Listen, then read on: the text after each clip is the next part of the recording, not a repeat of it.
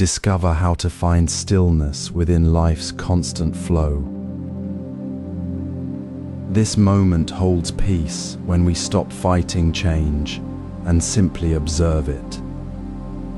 Uncertainty isn't an interruption, it's the very rhythm of being. Let go of resistance and find calm right where you are. Share with us in the comments. What time and place are you in right now? What small moment are you noticing? Let your present awareness ground you.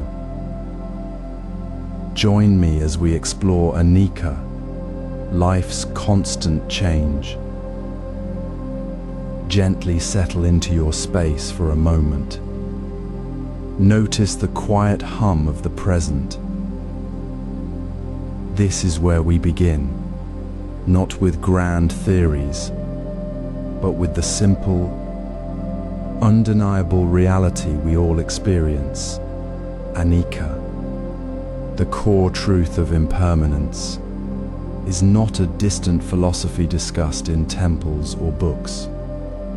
It is the very air we breathe, the constant rhythm of life unfolding right now. It is the observable truth of all phenomena, visible in the most ordinary moments. Look around. See how the afternoon light, soft and golden just moments ago, has already shifted, stretching longer shadows across the floor. Listen. Hear how the distant bird call, clear and sharp a minute past, has softened, fading into the background hum of the world. These are not accidents. They are the natural, ceaseless movement of existence. This constant change is not something to fear or fight against. It is simply the way things are. Our minds often cling to the idea that things should stay fixed, that we should be able to hold on to the feeling of peace, the certainty of a plan, the face of a loved one, or even the comfort of a familiar chair. But life, like the light shifting or the sound fading, flows. It moves. It changes. This is not a problem to solve, but a fundamental truth to understand. When we stop resisting this natural flow, when we simply notice the change without grasping or pushing it away, a deep sense of ease begins to emerge. It is not about being happy all the time, but about finding peace within the knowing that everything is in motion. So, take a quiet moment now. Let your awareness gently rest on the world around you. What small physical change did you notice in your environment just now? The way the wind moved a leaf, the sound of a car passing, the subtle shift in temperature. Now, turn your attention inward. Reflect quietly on your own life this week. What unexpected change has quietly unfolded? Perhaps a conversation that shifted your perspective, a task that ended sooner than expected, a feeling that arose and then softened, a small shift in a relationship or your own sense of self. Did you notice it? Did you feel the ripple of it? Or did you simply let it pass? This simple noticing is the practice. It is not about analyzing the change, but about recognizing its presence with gentle attention. It is the quiet act of seeing the light shift, the sound fade, the thought arise and dissolve, and understanding that this is not loss, but the natural, unchanging pattern of life itself. This awareness reveals how thoughts, like weather, naturally form and dissolve without needing our constant control. When we see the change clearly, without the heavy burden of resistance, we find a deeper calm. We realize that the uncertainty we feel is not the enemy. It is the very texture of being alive, the ground upon which we can truly find peace. This quiet recognition, this simple seeing of impermanence as it is the foundation we build upon. It is the gentle shift from fear to acceptance, from struggle to flow. It is the first step towards embracing life's constant change, not as something to endure, but as the very essence of our ease in this present moment. Now, as you continue, let this awareness of the shifting light, the fading sound, the passing thought become your quiet companion. Notice how the world moves and find your peace within that movement. As we settle into the gentle rhythm of this moment, notice how the air around you holds a quiet truth.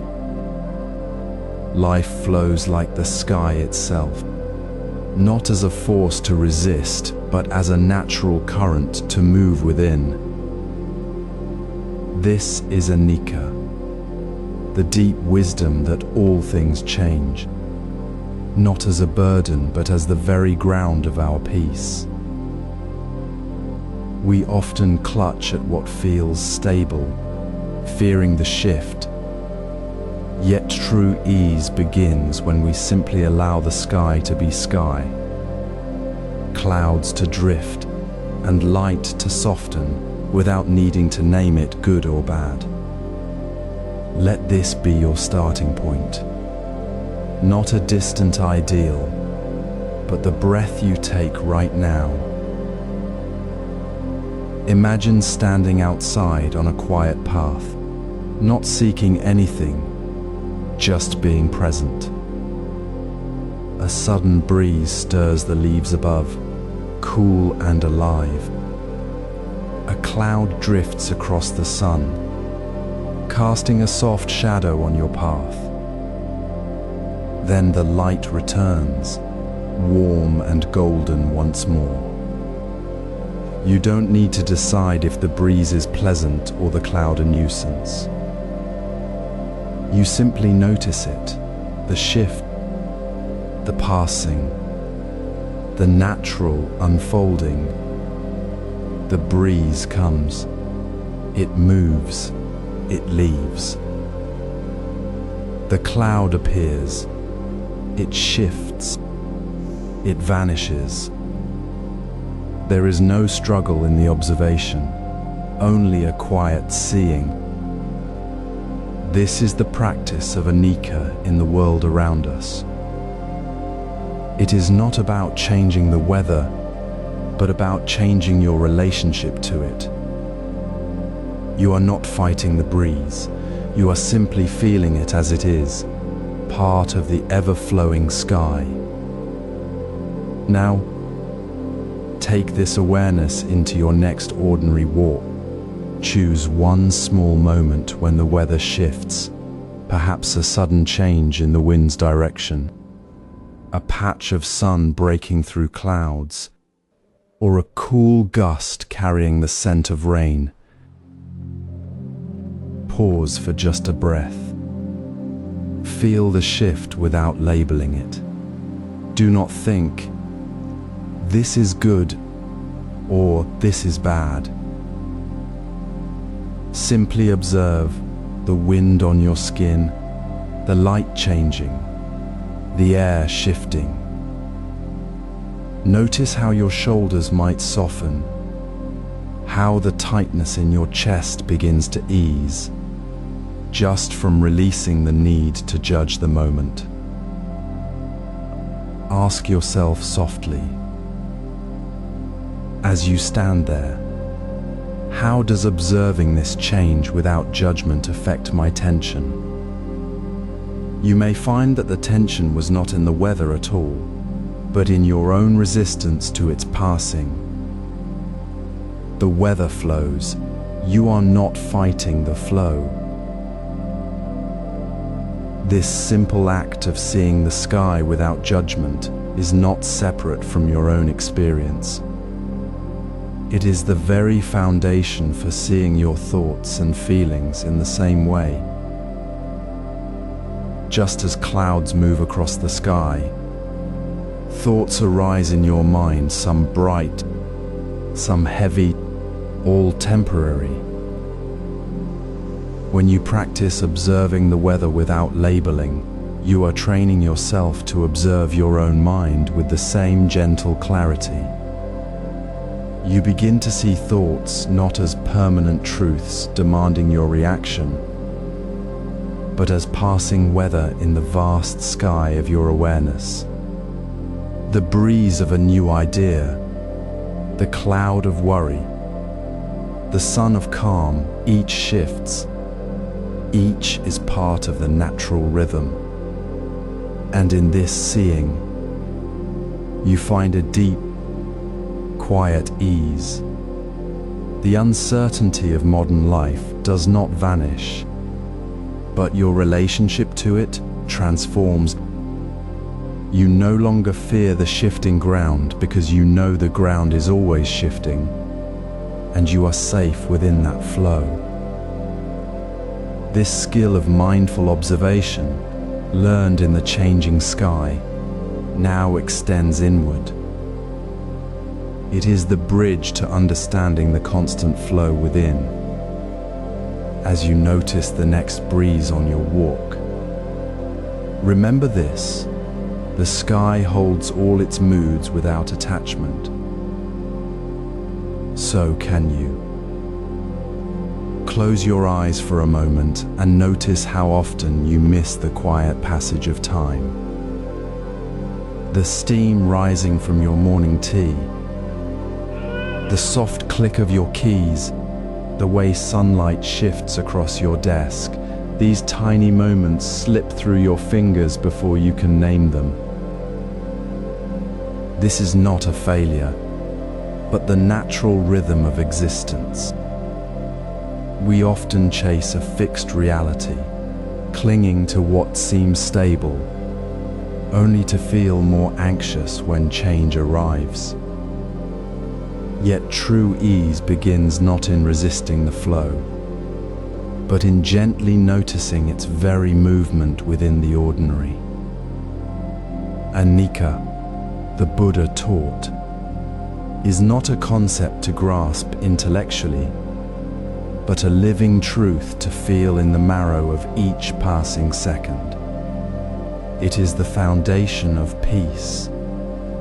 When you anchor your attention in a small, fleeting moment, like watching the steam curl upwards from your cup, dissolving into the air, or feeling the distinct weight of each footfall on the pavement, you step out of the story of should be and into the clear space of is. This is mindfulness, not as a grand effort, but as a simple return to what is already here, right now, in this very breath. Imagine setting a gentle reminder on your phone for 3 times today. Not a task, but a soft nudge. Pause for 30 seconds. Feel the coolness of your coffee cup. Watch a leaf drift down a street. Listen to the sound of your own slow exhale. Let your attention rest on that single transient point. No judgment, no need to hold it. Simply notice. Afterwards, ask yourself quietly, what fleeting moment brought me peace today? Was it the warmth of sunlight on your skin for a few minutes? the sound of a bird singing unexpectedly, the shared glance with a stranger that felt unexpectedly kind. This reflection is not about finding grand epiphanies, but about recognizing the quiet grace woven into the fabric of your ordinary day. These small acts of noticing are not escapes from life's busyness. They are the very ground of living fully within it. Each time you pause to see the steam rise, you dissolve the illusion that things are solid, permanent, or under your control. You simply see the water turning to vapor, the light moving, the moment passing. This is not resignation, but a profound release. The resistance that fuels anxiety, the fear that things must stay the same, or that change is a threat, begins to soften as you directly experience its opposite, the effortless, natural flow of all things. Carry this awareness into your next ordinary moment, wherever you are.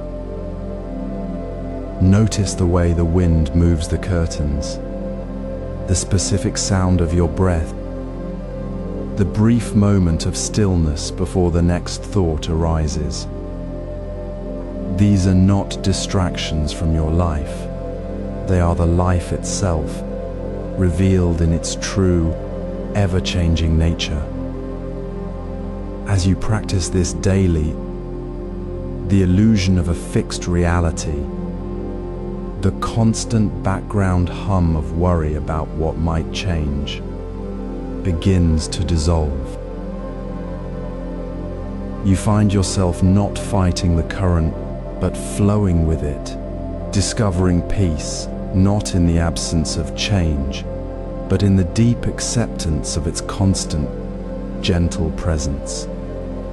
This is the simple, profound practice that prepares you to meet all of life's uncertainties with open hands.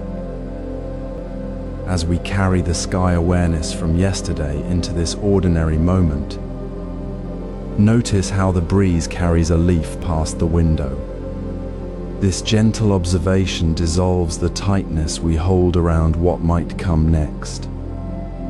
Now, let us move deeper into the practice of meeting change, not with resistance, but with a simple, grounding ritual. This is not about adding another task to your day. It is about transforming a single, fleeting moment into a doorway.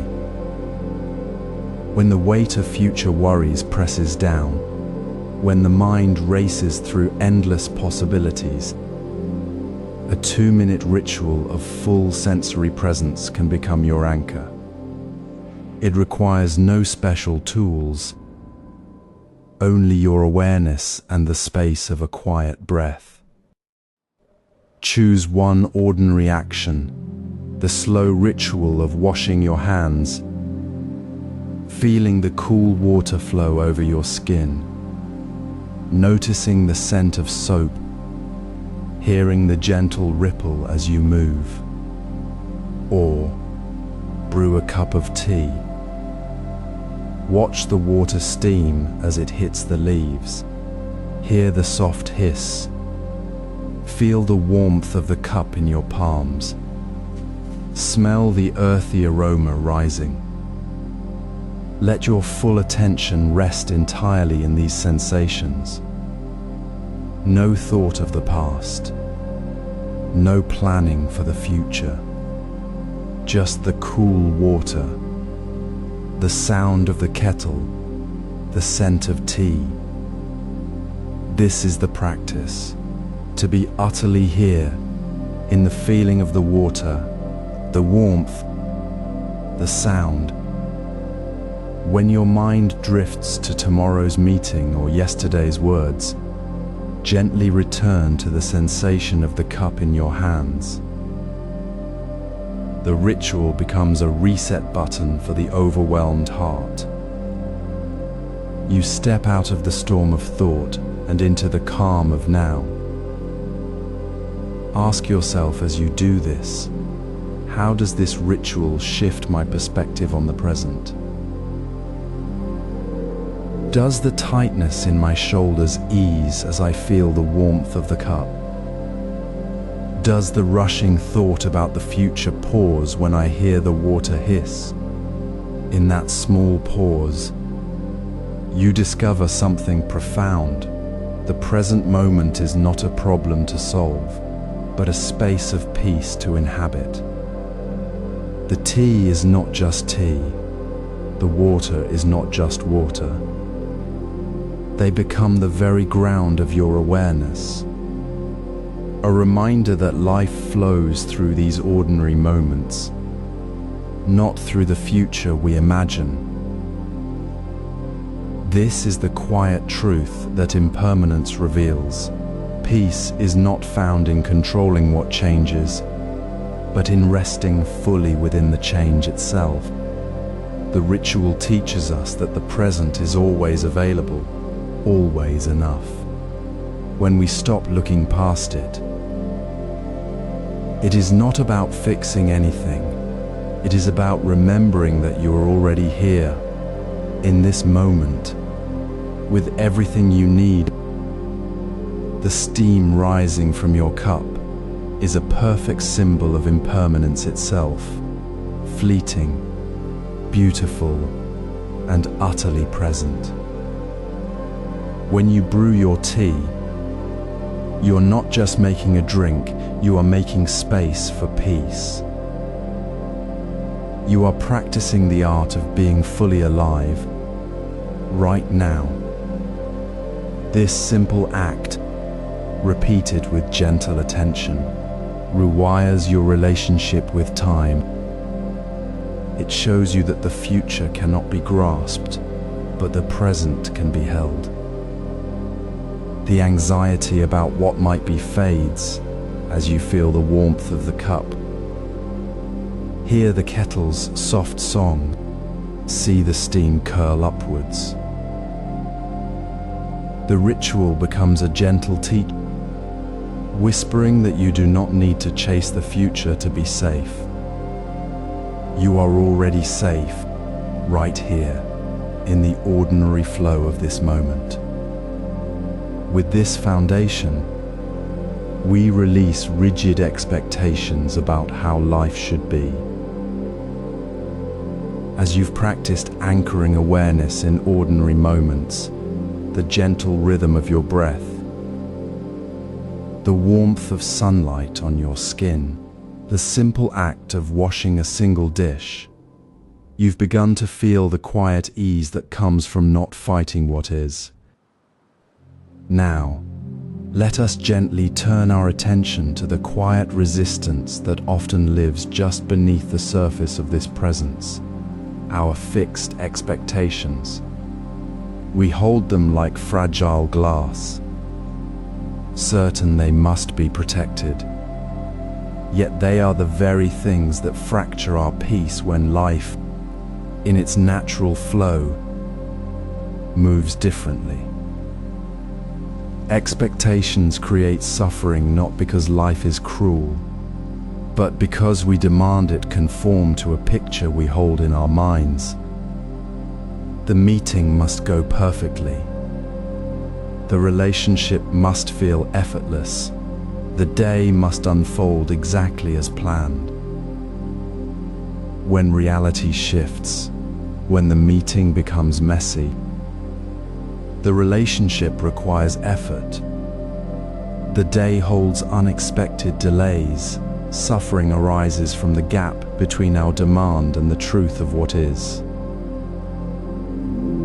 This gap is the root of anxiety, frustration, and the exhausting effort of trying to control the uncontainable.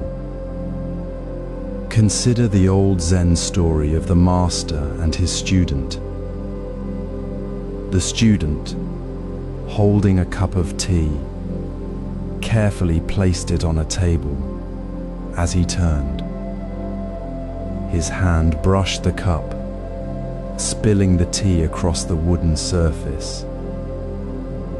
The student gasped, his face flushing with dismay.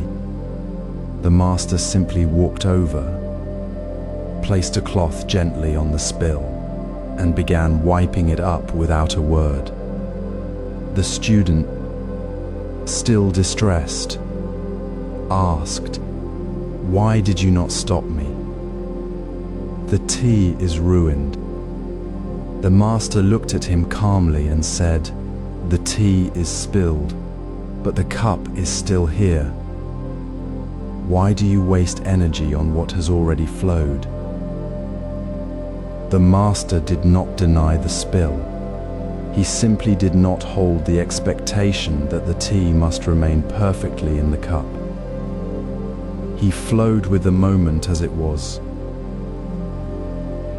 This is our practice now. Take a quiet moment. Identify one expectation you hold tightly today. Write it down clearly. My meeting must go perfectly, or my partner must understand me without words, or this project must be finished by tomorrow. Hold it gently in your awareness. Now, ask yourself softly, not as a command, but as a simple question. What would happen if I released this expectation today? Not tomorrow. Not after the meeting ends, but right now. Imagine the weight lifting from your shoulders. Feel the space that opens within you. Does the world collapse? Or does it simply continue with a new lightness in your step? You might discover that the sun still shines, the work still gets done, and the connection with another remains, even without the rigid script you held. The reality you fear was never the problem. The problem was your refusal to allow life to be as it is. Releasing this expectation is not about giving up or lowering standards. It is about stepping out of the cage of should and stepping into the open field of is. It is recognizing that impermanence is not a threat, but the very ground on which life grows. When you release the demand for a perfect meeting, you may notice the genuine connection that happens in the messy middle. When you release the demand for a perfect day, you might feel the unexpected joy in a quiet moment. This release is not a single act, but a gentle returning to the present, again and again, like a leaf returning to the stream. It allows us to see thoughts not as fixed commands, but as temporary visitors passing through the mind without needing to hold them or let them hold us. This is the quiet shift, the deepening of presence that makes space for life to flow through us, as it always has. As we release the weight of demanding life unfold exactly as we imagine, a quieter space opens within. This is where true ease begins. Notice how often we hold on to thoughts like precious objects, treating them as fixed truths rather than passing weather in the mind's sky. See them not as commands from reality, but as clouds drifting across the vast, open sky of awareness. When a thought arises, perhaps the worry about tomorrow's meeting or the memory of a past moment, simply name it gently. Thinking. No need to chase it, argue with it, or give it more weight than a single cloud. When tension rises, pause softly and whisper to yourself, "This is a thought, not reality." Feel the shift as the thought loses its grip, dissolving like mist under morning light. Imagine sitting quietly by a window on a still afternoon. A cloud drifts across the blue, its shape shifting, dissolving, moving on. You watch it without trying to hold it still or chase it away. It simply is, and then it passes. This is how thoughts appear in the mind. They arrive, they shift, they leave. They are not you, nor are they the world you live in. They are merely movements within the spacious awareness that remains unchanged. When the thought of "I must succeed" tightens your chest, pause, breathe in, feel the air, notice the thought passing. Whisper, "This is a thought, not reality." Feel the shoulders soften, the breath deepen. The pressure lifts not because the thought vanished, but because you stopped fighting its presence. Reflect gently on your own day. What thought did you cling to today, and how did it affect you? Was it the fear of not being enough, the certainty of a problem, the image of how things should be? Notice the subtle tightness in your body, the quiet anxiety that followed. Now, see that thought as a cloud, fleeting, not fixed. Holding it causes suffering. Releasing it into the open sky of awareness brings relief. This is not about stopping thoughts, but about changing your relationship to them. You are not the storm, you are the calm sky observing the storm. This practice transforms the old habit of anxiety into a quiet curiosity about the very nature of change itself. When you no longer fight the passing cloud, you begin to see the vastness it moves through. You start to wonder, not "Why is this happening to me?" but "How is this moment unfolding?" The fixed demand for a particular outcome dissolves, and life flows more freely. The tension that once felt like a cage becomes an invitation to witness the gentle, constant unfolding of things just as they are. This is the wisdom of impermanence, not as an idea, but as a lived truth in the space between breaths.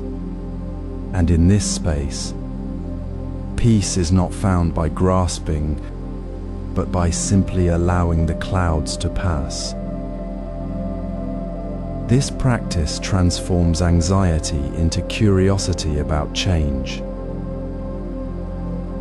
Imagine the quiet moment after a workday when the weight of unfinished tasks and looming deadlines settles in your chest. Your mind races with what ifs and should haves, a familiar tightness gathering like dust in the still air. This is where the wisdom of impermanence becomes a gentle, powerful anchor. Instead of fighting the rising tide of worry, ask yourself softly, will this matter in 5 years? Not to dismiss your current concern, but to gently step back.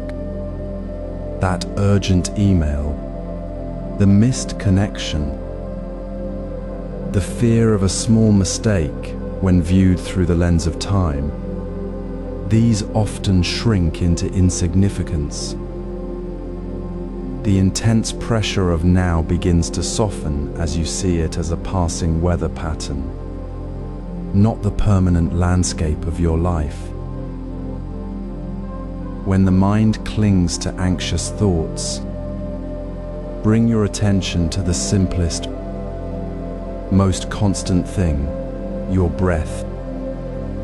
Feel the cool air enter your nostrils, the slight rise of your belly, the warm exhale. This is your home base, always available, always present. No matter how chaotic the thoughts become, the breath remains steady. Notice the anxiety in your shoulders, the tightness in your jaw. Then gently soften. With each slow exhale, imagine releasing a single thread of worry, letting it float away like a leaf on a stream. This simple act of anchoring in the breath doesn't erase the situation, but it releases the suffering born from resisting what is already happening. You are not the thought. You are the awareness holding the thought, like the sky holding a passing cloud. Now, bring this awareness inward. In this quiet space of breath, ask with tender curiosity, what anxious thought can I release right now? Not must release, but can I release? Perhaps it's the fear of a difficult conversation, the worry about a project's outcome, or the nagging I should have done better. Name it softly. Then with a gentle exhale, offer it space to dissolve.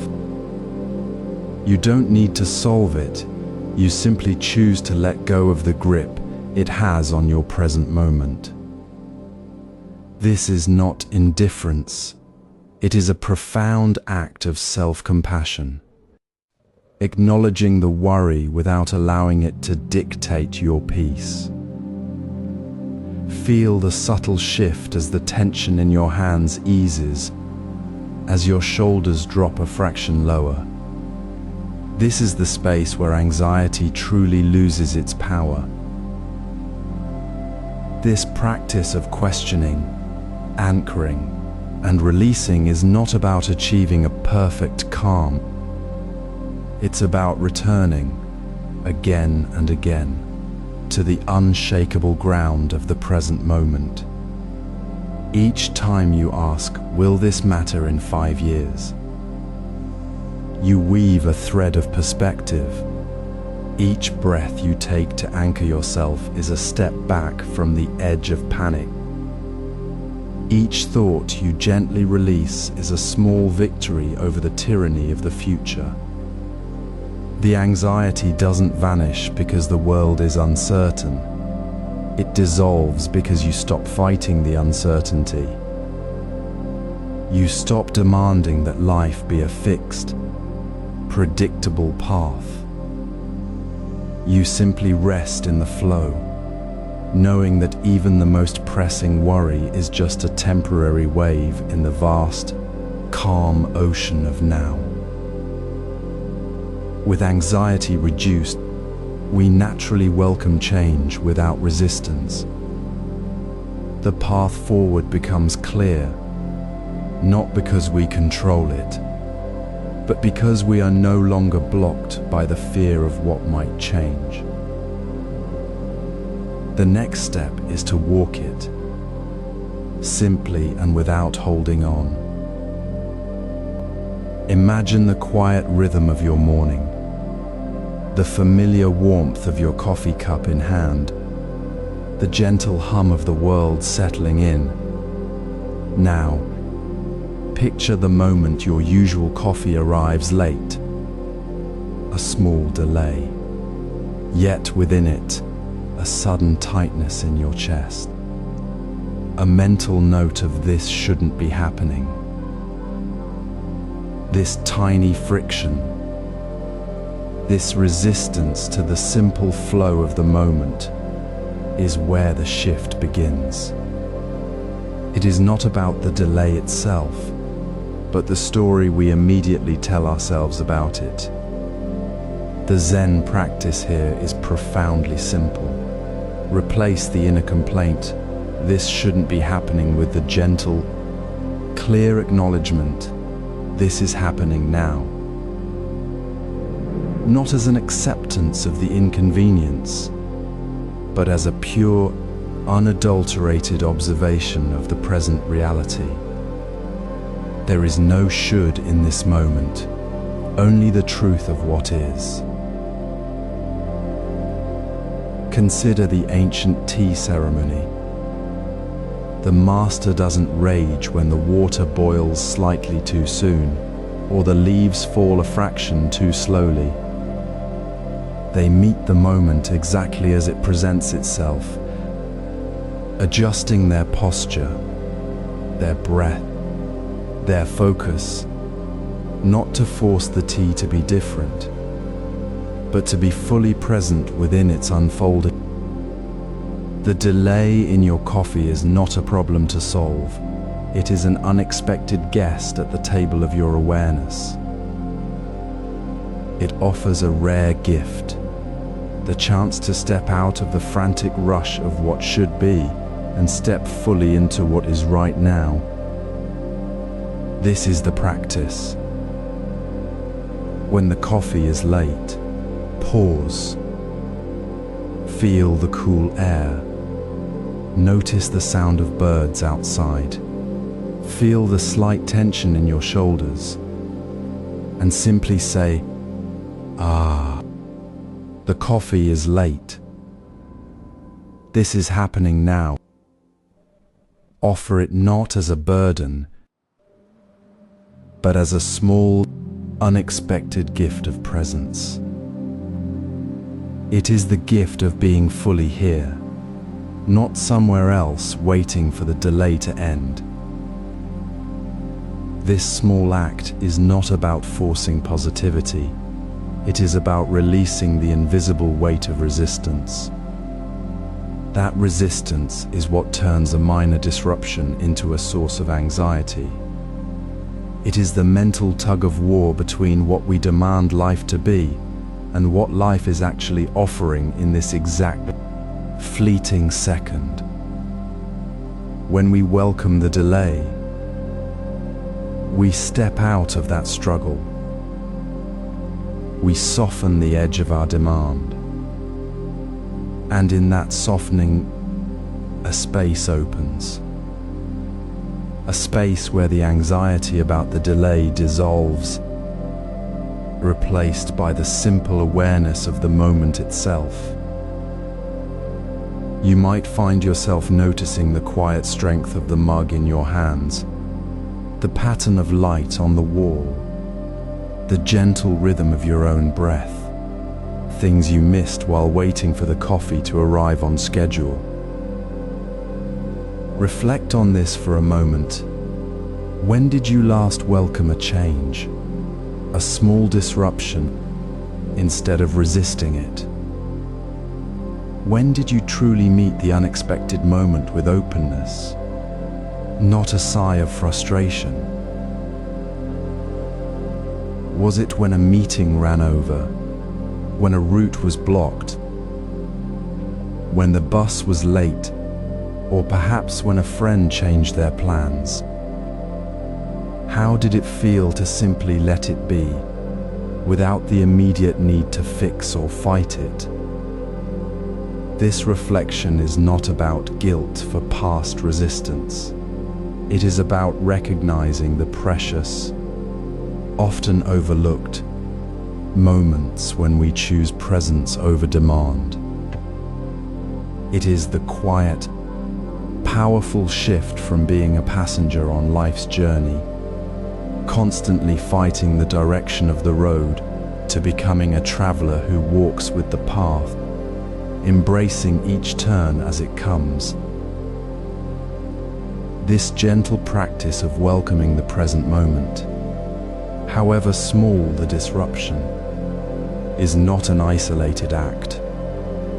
It flows naturally from the calm space we created by observing thoughts as temporary clouds and releasing the grip of anxiety through perspective.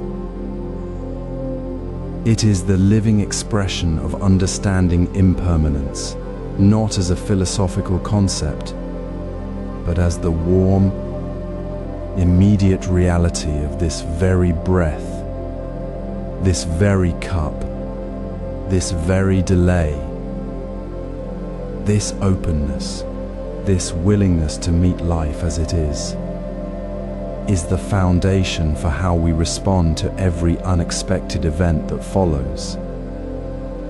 It is the quiet strength that allows us to move with the current, not against it. Imagine the gentle current of a river flowing over smooth stones and around unexpected boulders. It does not rage against the obstacles, nor cling to a fixed path.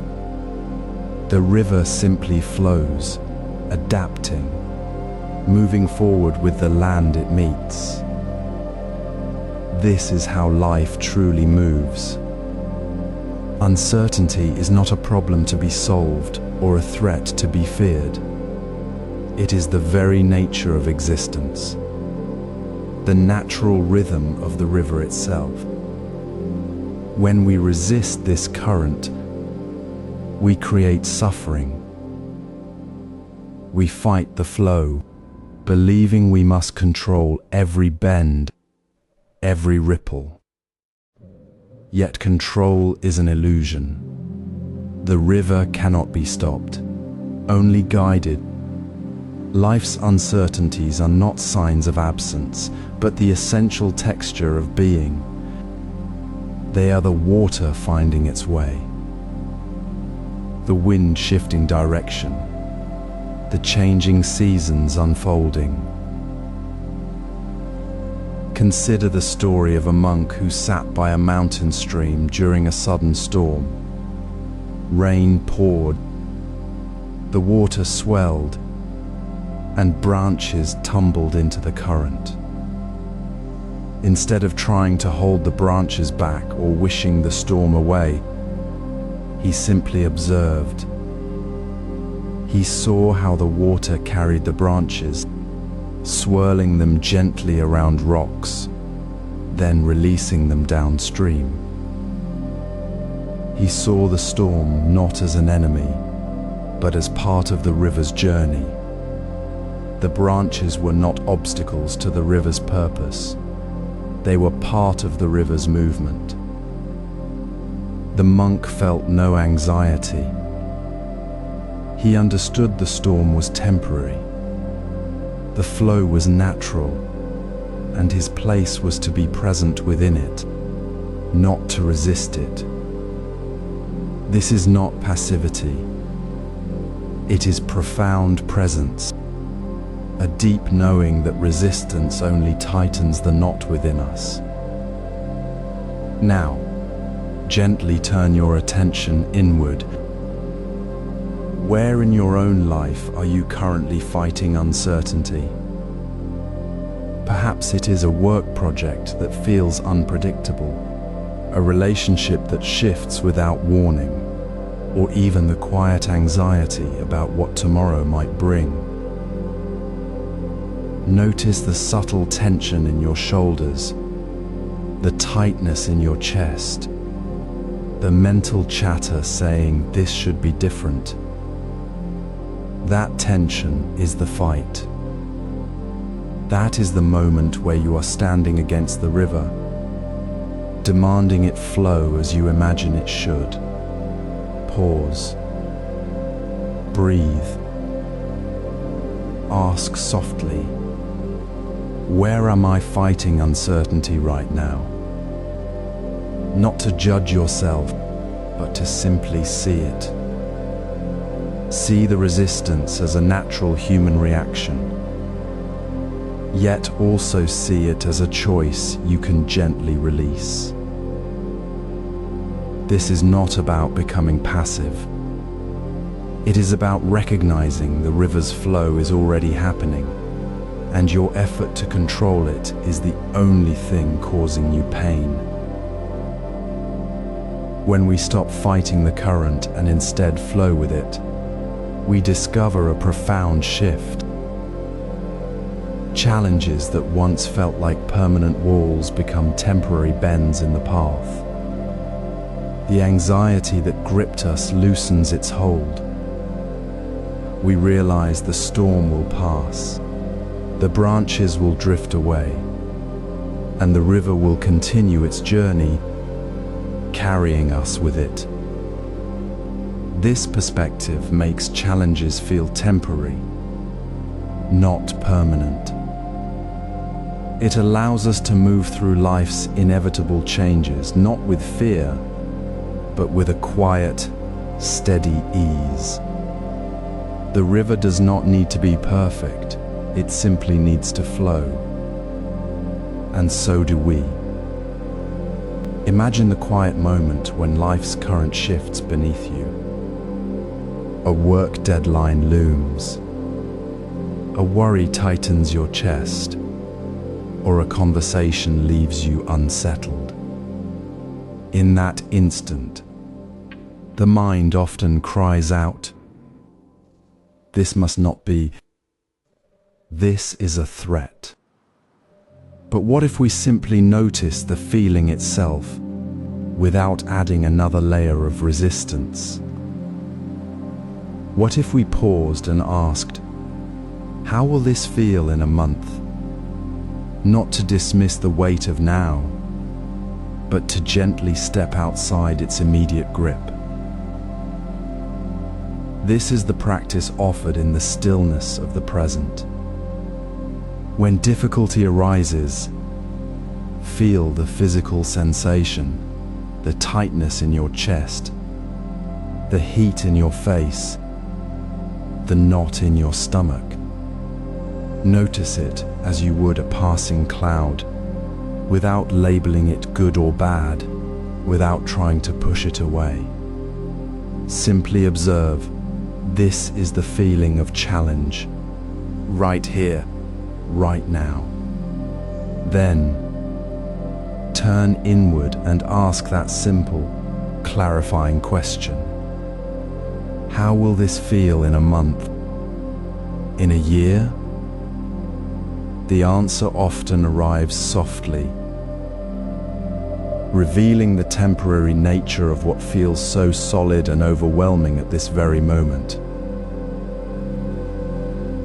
Consider the ancient story of the monk who carried a clay pot. One day, the pot slipped from his hands and shattered on the path. His companion, seeing his distress, asked, "Why do you weep over broken clay?" The monk looked down at the fragments, then at the clear sky above, and said, "I wept because I thought the pot was mine to keep. But the pot was always clay, always destined to be broken." His sorrow dissolved not because the pot was unimportant, but because he saw its true nature transient, like all things. The challenge wasn't the shattering, it was his belief that the pot and the feeling of loss it brought was permanent. Now, when you feel that tightness, remember the monk. See the challenge not as a permanent wall, but as a temporary shift in the river's flow, like a stone causing a brief ripple before the water settles again. Reflect on a current difficulty. Is it the email that feels like a disaster? The disagreement that echoes in your mind? Notice the physical sensation it creates.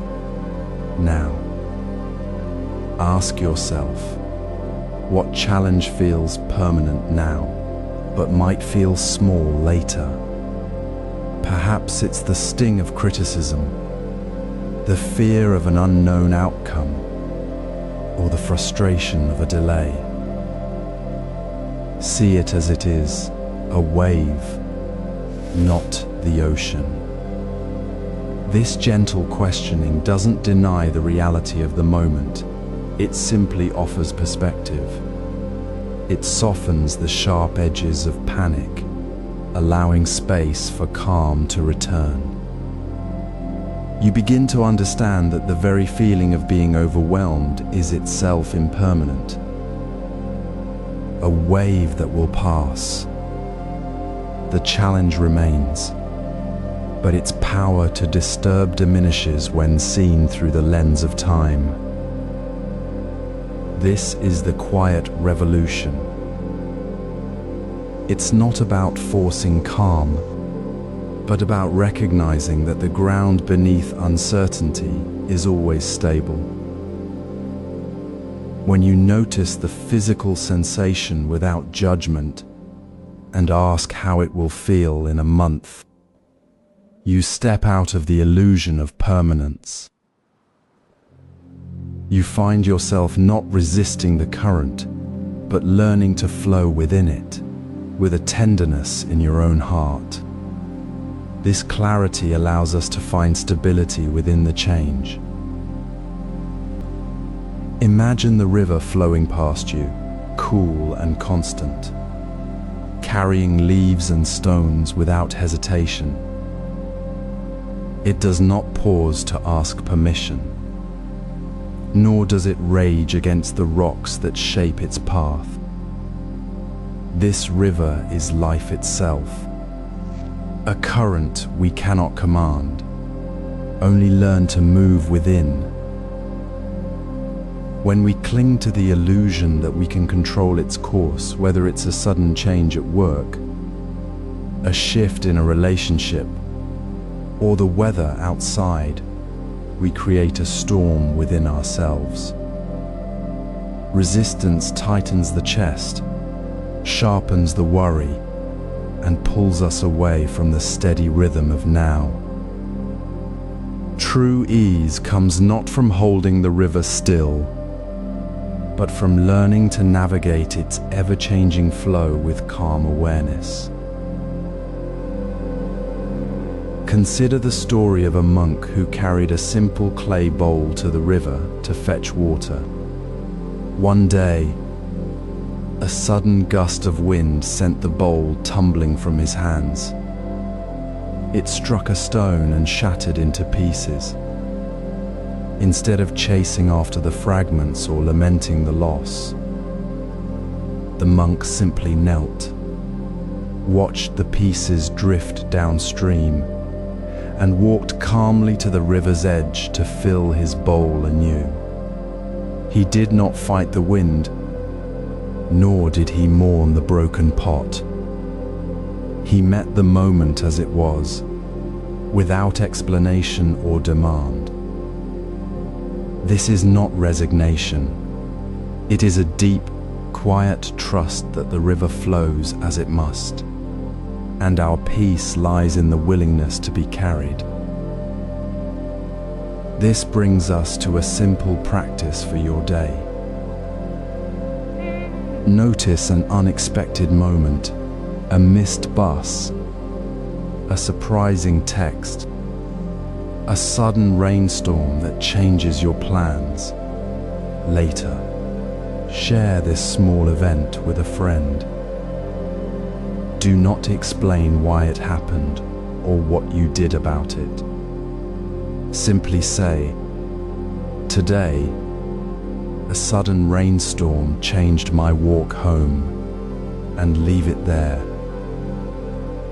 Feel the lightness of releasing the need to justify or control in that space. Without the weight of explanation, you may discover the gift hidden within the unexpected. This is the reflection we carry with us. What unpredictable event brought me a gift today? Perhaps it was the way the rain made the air smell fresh, or how the delay allowed you to notice a stranger's kindness, or simply the quiet moment of realizing you were not in charge of the weather. The gift is not in the event itself, but in the space between resistance and acceptance. As you practice this, you begin to see that uncertainty is not a threat to be avoided, but the very texture of life. It is the river's natural movement, the breath moving in and out of your body, the quiet pulse beneath all change. When we stop fighting the current, we find the ease of being carried. We no longer see obstacles as walls, but as gentle turns in the path, moments to adjust our course with grace. The anxiety that once gripped us loosens, replaced by a quiet warmth that comes from knowing we are part of something vast and flowing, not separate from it. With this acceptance, we discover peace in the present moment. It is not a place we reach after the storm passes, but the ground we stand on within the storm itself. The river continues to flow, and so do we, with open hands and a heart that knows how to move with the current. Life moves in currents we cannot control, yet within this constant flow lies a profound peace waiting to be discovered. We often seek stillness as an escape from uncertainty. Believing peace must be found in the absence of change.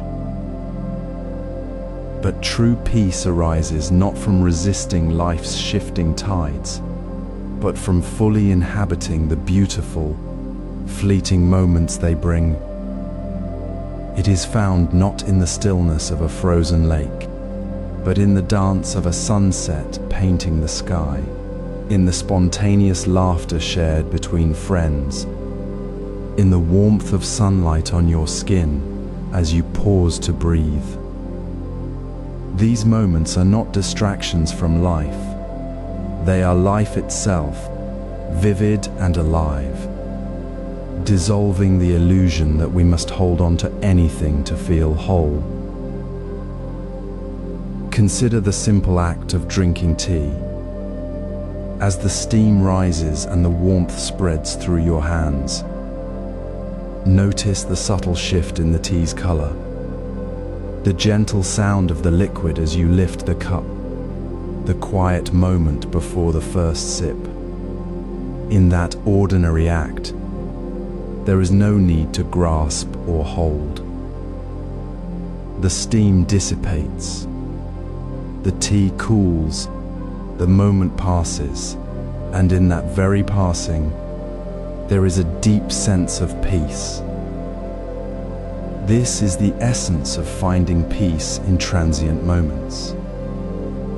It is not about clinging to the sunset, but about being fully present within its brief, brilliant existence. The Zen practice here is to pause, not to stop time, but to gently turn your awareness toward the small, passing grace that is already here. For 30 seconds each day, let go of the next task, the next worry, and simply absorb a fleeting moment of joy. Feel the sun on your face as you step outside. Listen to the sound of rain on the window. Watch a child's face light up with simple delight. Breathe into the moment, softly, without effort, allowing its beauty to fill you as it is. This practice invites a quiet reflection. What transient moment brought me peace today? Not the big, dramatic events, but the small, ordinary ones that slipped by unnoticed. Was it the way the light fell through the leaves this morning? The unexpected kindness of a stranger? The sound of your own laughter at a silly thought? By asking this question, we train our minds to notice the peace already woven into the fabric of our days, not as something to chase, but as something already present, waiting to be seen. It shifts our focus from the fear of what might change to the gratitude for what is, right now, exactly as it is. This gentle noticing dissolves the anxiety that often clings to the future, revealing that peace is not a destination beyond the current moment, but the very ground we stand on, moment by moment. This quiet practice of noticing the small, passing gifts within the flow of life, deepens into a natural understanding. It prepares the heart to release the tight grip on outcomes, to see that attachment to a particular result only creates suffering when life inevitably unfolds differently. We begin to understand that true ease comes not from forcing life to fit our plans, but from flowing with its ever-changing nature, finding peace precisely where we are, in the beauty of what is passing through us. This is the gentle wisdom that allows us to meet life's uncertainties, not as threats, but as the essential, flowing current of existence itself. As we move through the day, notice how often your energy tenses with the thought of what might come next. That email you need to send, the meeting you'll attend, the project deadline looming. We often begin with the outcome already in mind, the reply you hope for, the praise you expect, the stress of a possible mistake. This pulls us away from the simple, clear act of doing what needs to be done right now. True freedom begins when we place our attention on the action itself, not the result it might bring. When you sit down to write that email, say to yourself softly, I will write this email. Feel the weight of the keyboard, the focus in your breath, the quiet hum of the present moment. Not, I will write this email and get a positive reply. Not, I will write this email and avoid criticism. Just the action. Just the doing.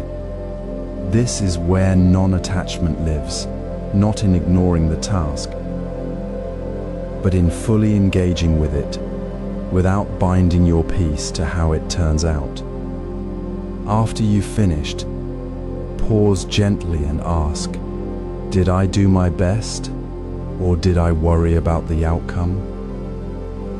Notice the difference. Did your mind race ahead to the reply? Did your shoulders tighten as you imagined the boss's reaction?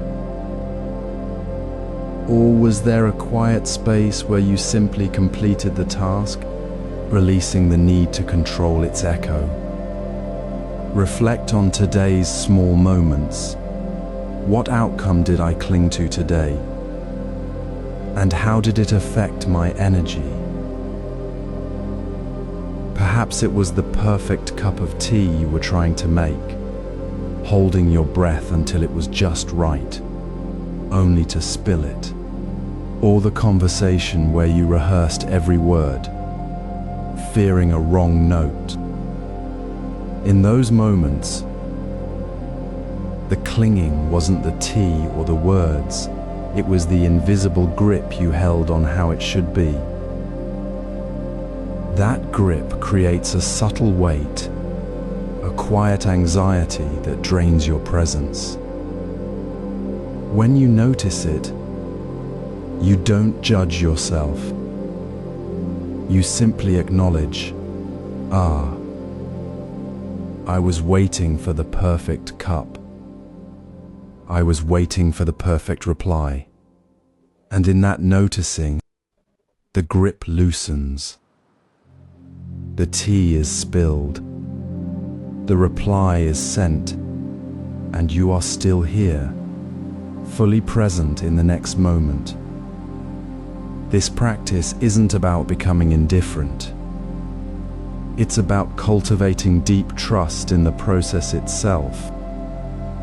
It's realizing that your best effort, given fully in this moment, is enough, whether the email gets a smiley face or a critique. The result is life's river. You are the calm water, not the rock waiting for it to flow a certain way. This practice extends to releasing control of future events. When you no longer anchor your peace to what might happen tomorrow, you find a profound freedom in the simple act of showing up today. You breathe easier. You move with more grace.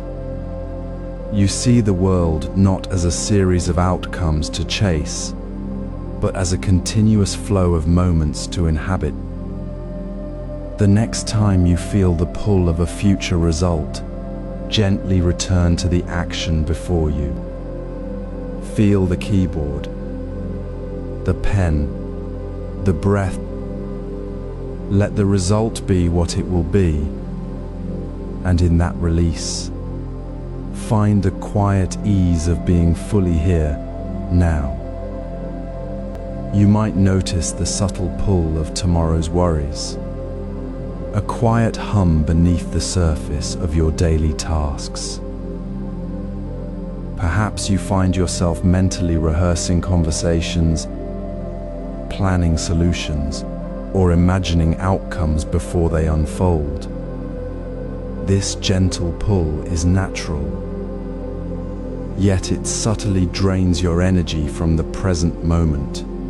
Today, we explore releasing that grip on the future, not by ignoring what may come, but by consciously returning to what is already here. Notice the moment your mind drifts toward what might be, then, with kindness, gently guide your attention back to the feel of your breath, the sound of the rain, or the taste of your tea. This simple act of returning is the practice.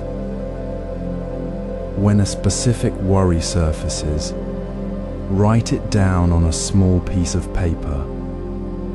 Then ask yourself clearly, what can I do about this right now? Often, the answer is simply to acknowledge the worry and place it gently aside, recognizing that true action begins only in the present. You might discover that most future concerns require no immediate action, only the release of the mental burden they carry. Reflect on this. How does letting go of the need to control tomorrow free your energy today? Does it allow you to meet the next step with greater clarity, or perhaps even a sense of lightness? When we stop wrestling with what has not yet happened, we reclaim the precious energy we were expending on uncertainty. We free ourselves from the exhausting cycle of imagining the worst or the perfect outcome. This is not passive resignation. It is active engagement with life as it is, right now. The river does not cling to the mountains it has left behind or the sea it has not yet reached. It flows with the current, meeting each rock and bend with presence. It does not worry about the shape of the valley ahead. It simply moves. In the same way, your life flows through this moment. The worry about the meeting tomorrow the anxiety about a project deadline, the hope for a specific result. These are all thoughts about a future that does not yet exist. Holding them tightly only makes the present moment feel heavier. Releasing them, however, allows you to fully engage with the task at hand. The conversation with the person before you, the quiet space between breaths. You become less distracted by the imagined path and more available to the path you are walking. This is the freedom of non-attachment, to act with full presence without the weight of demanding a particular outcome. You can give your best effort while releasing the tight grip on how it will turn out. This practice dissolves the mental clutter of endless what-ifs with less mental clutter. We notice beauty in imperfect moments. Imagine the gentle release you felt as you let go of tomorrow's worries in the last moment. That lightness, that quiet space where future anxiety dissolves, is not empty. It is filled with the simple, vibrant presence of now. This is where beauty, often overlooked in its imperfect form, reveals itself. It is not the flawless photograph or the perfectly tidy room. It is the child's spontaneous, messy laugh spilling from the kitchen as flour dusts the counter. The way sunlight catches dust motes dancing above a half-finished cup of tea. The quiet strength in a face that shows the lines of a long day. These are not flaws to be fixed. They are the very texture of life, the natural, unpolished canvas of being. In Zen, we do not seek to make things perfect. We learn to see clearly, without the filter of should be. We practice noticing the beauty that exists precisely within the flow, the movement, the not quite of the moment. It requires no grand effort, only a soft turn of attention. The practice is simple. Each day, find one small, imperfect moment. Perhaps it is the way rain streaks a window on a grey morning, the slightly crooked line of a child's drawing, the sound of a neighbor's old radio drifting through a wall. Take a photo of it, not to capture a perfect scene, but to pause, to truly see the unique grace within the ordinary mess. Later, when you look at that image, ask yourself softly, what felt beautiful here? Not, why is this messy? But what was beautiful in this very moment, exactly as it was? This is not about ignoring the need for order or care. It is about shifting our relationship to the imperfection. When the kitchen is a whirlwind of activity, instead of tightening with frustration, we might notice the joyful chaos, the warmth of shared effort, the vibrant energy of life fully engaged. The teacup with a chip becomes a story of use, a mark of time, not a flaw. The unexpected delay on the commute transforms from irritation into a moment to feel the cool air, hear the birds, or simply breathe. This noticing is the quiet revolution of non-attachment. We engage fully in the kitchen, the commute, the conversation, without clutching the outcome or demanding it be otherwise. We are present with the mess, the joy, the uncertainty, not as obstacles, but as the very ground of our experience. We release the need to control the scene, and in that release, we find a deeper connection to what is actually happening right here. This awareness transforms how we respond to unexpected events. When the plan unravels, instead of the old reaction of panic or resistance, we have a different foundation. We remember the beauty found in the messy kitchen, the unexpected laugh. We know the ground beneath us is stable, not because we control everything, but because we are present within the flow. The next time life surprises you with a sudden change, a stumble, a moment that feels off, pause, breathe. Ask yourself, what imperfect moment can I find beauty in right now? This is the path of ease, the freedom that comes from embracing the true nature of all things, always changing, always unfolding, always holding a quiet, profound beauty in its very imperfection.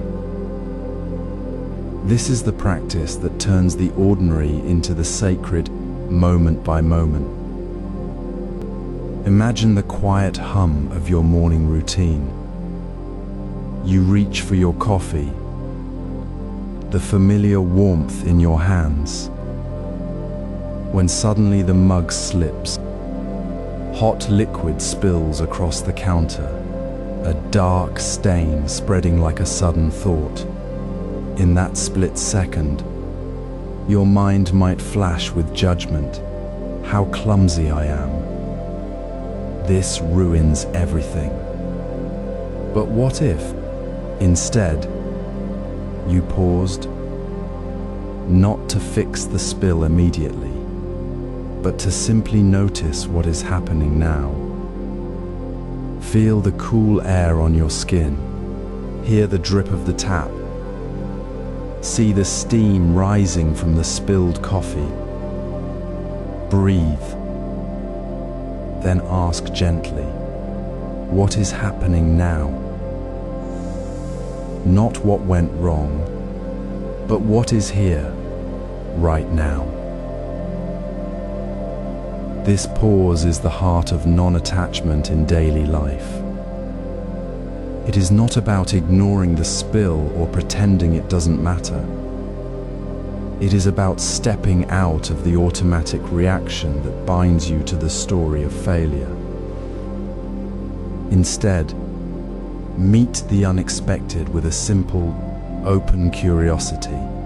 This is new, not this is bad. The spill is simply a moment unfolding, a small event in the river of your day. It has no inherent meaning beyond what you give it. By choosing curiosity over judgment, you create space. In that space, you see the spill not as a disaster, but as a prompt to be present. You might notice the way the liquid beads on the wood grain, or the sound of your own breath steadying. You might even feel a flicker of warmth in the unexpected moment of being fully here, not somewhere else in your worry. This is the practice we carry into every corner of modern life. When the meeting runs late, when traffic jams you, when a message brings unexpected news, the same pause is possible. That moment of tension before you speak or react, that is the doorway. Instead of thinking, this is terrible, I can feel frustrated, you can soften and ask, What is happening now? Then, respond with the gentlest curiosity. This is new. How interesting.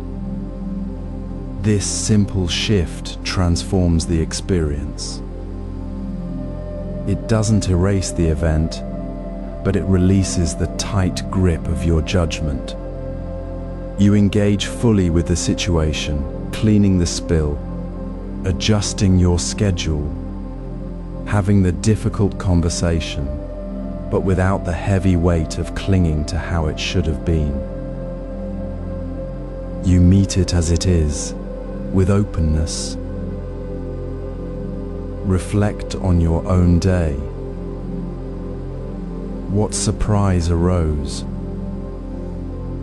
Perhaps a colleague offered unexpected feedback, a package didn't arrive, or a child asked a question that stopped you in your tracks. How did you respond? Did you react with a flash of judgment?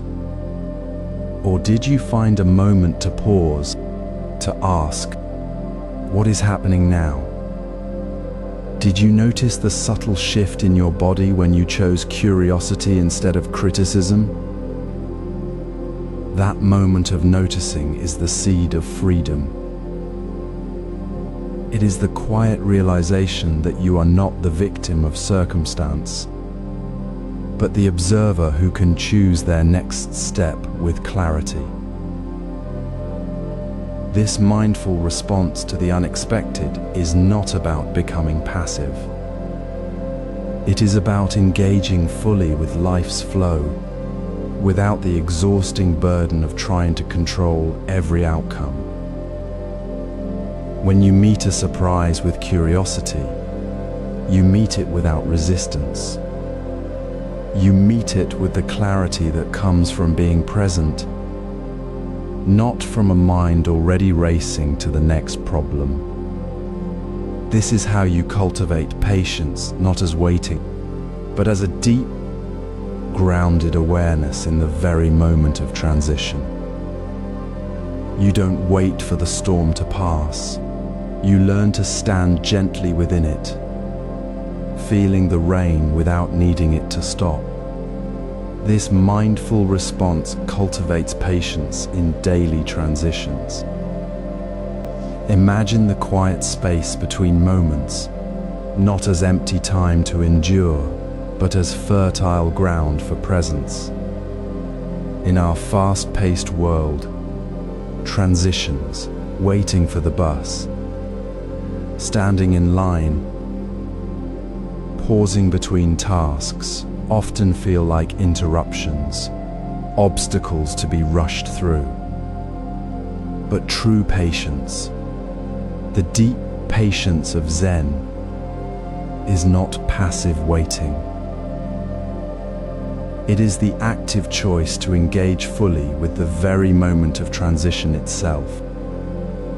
It is meeting the line at the coffee shop, the traffic jam, the pause before a meeting, not with resistance, but with open awareness. Picture yourself standing in line for coffee. The queue moves slowly. Your mind might start to race. I'm late. This is wasting time. Why is it so slow? This is the old habit. The habit of seeing the transition as a barrier. Now, instead, gently turn your attention inward. Notice the sensation of your feet on the floor. Hear the soft murmur of conversation, the hiss of the espresso machine. Feel the natural rhythm of your breath as it flows in and out, steady and calm. In that simple 30 seconds, you're not waiting for the line to move. You are fully present within the movement of the line itself. The breath becomes your anchor, not to escape the moment, but to discover its texture. You notice the warmth of the cup in your hands, the aroma of beans, the quiet focus of the barista. The transition is no longer a burden. It is a gentle practice, a small meditation unfolding right here, right now. This is how we cultivate patience in the ordinary flow of life. It is not about enduring discomfort until it ends. It is about transforming the very act of waiting into an opportunity to connect with the present. It is meeting the delay, not with frustration, but with the quiet curiosity of a mindful observer. When we do this, even a brief pause becomes a moment of deepening awareness, a reminder that life's flow is not something to be controlled, but something to be experienced.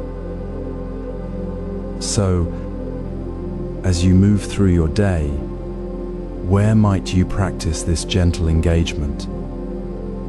Perhaps it is the moment you pause before stepping into a meeting, the time you wait for the elevator, or the quiet space between thoughts.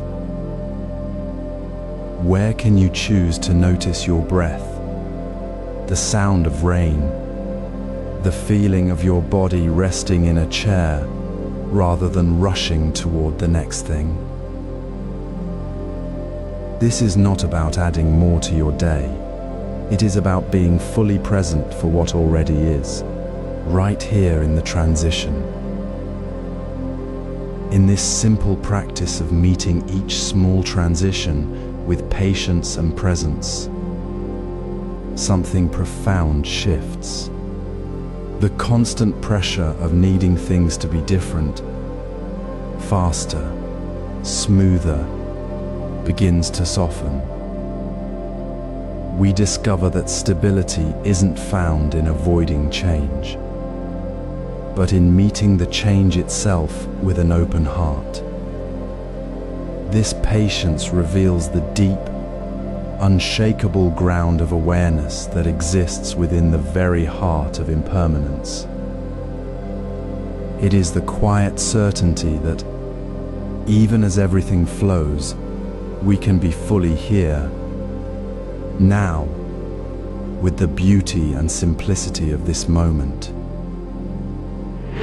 This is the wisdom that transforms uncertainty into ease. This patience reveals stability within change. As we move through transitions with gentle curiosity, we find ourselves standing at the edge of change. The previous chapter invited us to meet unexpected moments without judgment, transforming tension into presence through calm observation. Now, we deepen this practice by turning inward, using the natural rhythm of breath as our anchor in the ever-shifting flow of life. This is not about forcing calm, but about meeting each transition with a quiet, patient awareness, right here in the body. Let us begin simply. As you feel a shift, a meeting ending, a bus delayed, a thought arising, gently invite your attention to your breath. Inhale slowly, softly, and silently acknowledge this is changing. Exhale with equal softness and settle into the knowing, I am here. No effort, no resistance. Just the simple, warm recognition of the present moment unfolding. This is not a technique to control change, but a way to rest within it. When the world feels unstable, your breath becomes the stable ground beneath your feet. You might do this as you step from a conference room into the hallway, or while waiting for a response that feels like it takes too long. The breath is always available, a quiet friend in the midst of the storm. Consider the old Zen story of a monk waiting for rain. The sky remained clear, the ground dry. Yet the monk sat calmly, breathing deeply. He did not grasp at the rain he expected, nor resist the dryness he felt. He simply breathed with the changing weather, with the shifting light, with the quiet rhythm of his own being. His presence was not dependent on the rain coming. It was already here, in the breath, in the stillness. This is the heart of mindful breathing during change. It dissolves the frantic need for things to be otherwise. We stop fighting the river and learn to flow with it, using the breath as our compass. Now, take a moment to reflect on your own experience.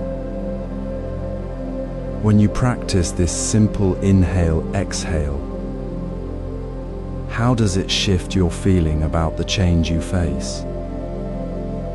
Does the tightness in your shoulders soften? Does the future worry you imagined begin to fade? Does the present moment feel less like an obstacle and more like a gentle unfolding? Notice how the phrase "this is changing" gently releases the illusion that things should stay fixed. "And I am here" roots you firmly in the only reality that matters, this very breath, this very moment.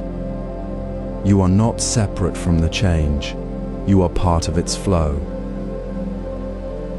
This practice transforms the ordinary friction of daily transitions into a profound path of ease.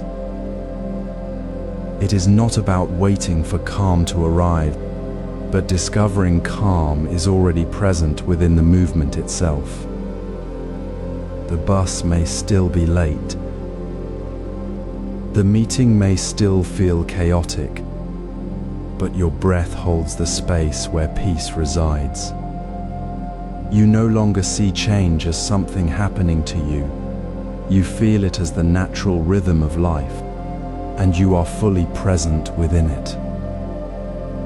This breath awareness dissolves the illusion of fixed reality. Consider the familiar weight of regret pressing on your chest as you sit quietly.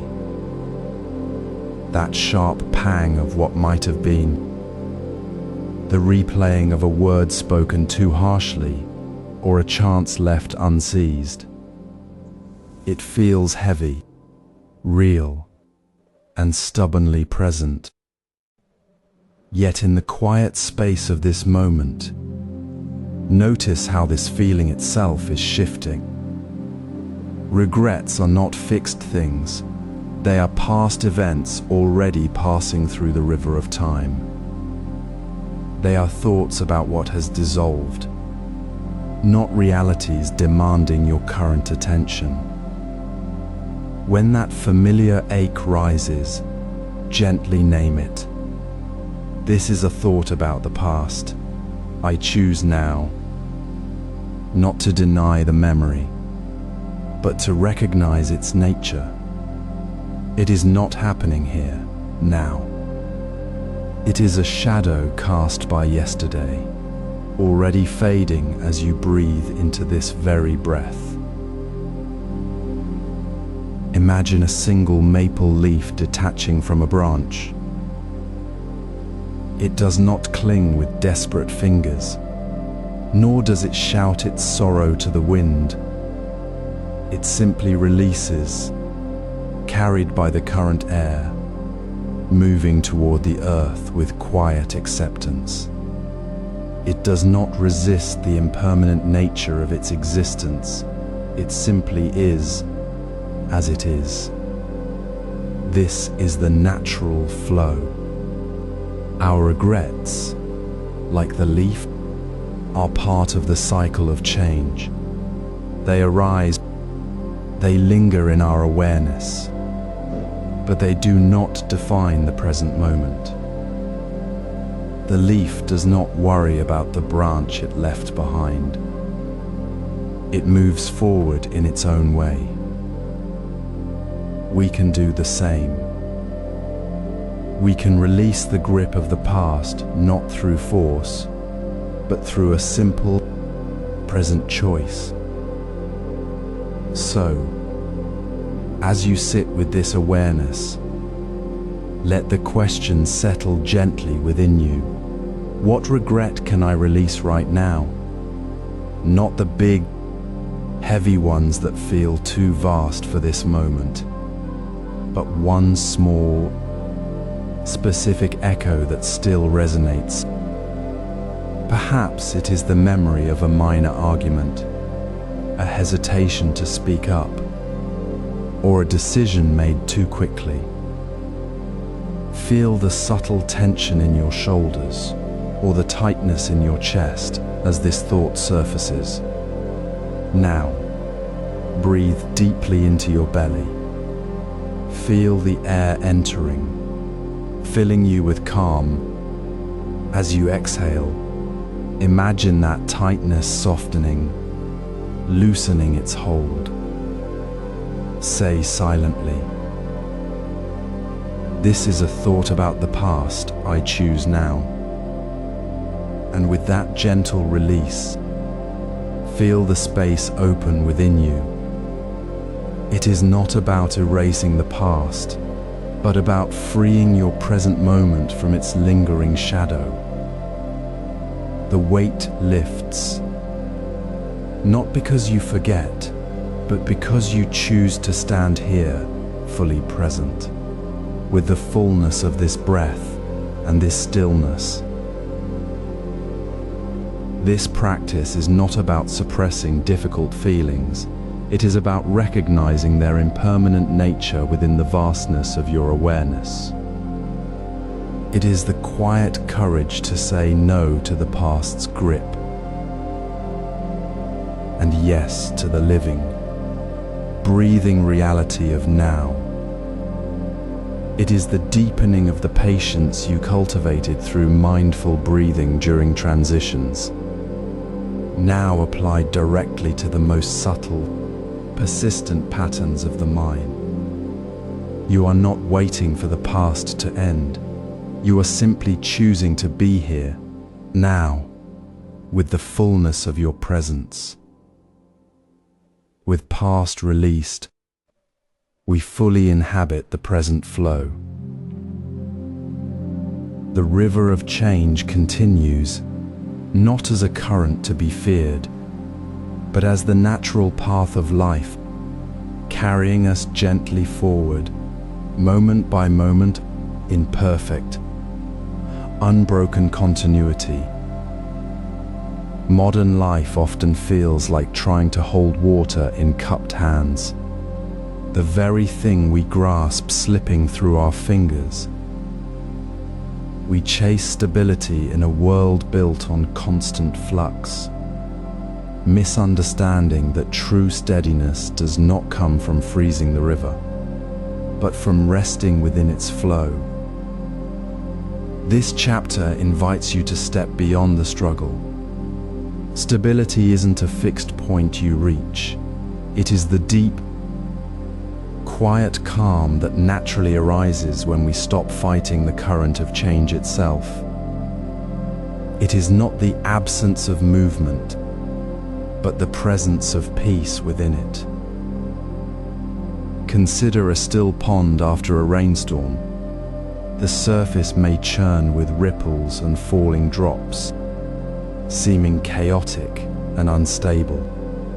Yet, beneath that surface disturbance, the water remains fundamentally still, deep and undisturbed. Our thoughts and circumstances are like that surface ripples. They rise and fall. They change. They disturb.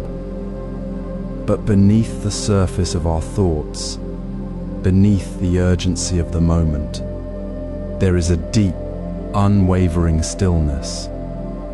It is not the absence of thought, but the calm awareness that observes the thought without needing to hold on to it or push it away. This is the stability we seek. Notice the stillness beneath the surface of your thoughts. It is not something you create, it is something you discover. Like finding the calm center of a swirling storm. When you feel the pressure of a changing situation, a shifting circumstance, or the echo of past worry, gently turn your attention inward.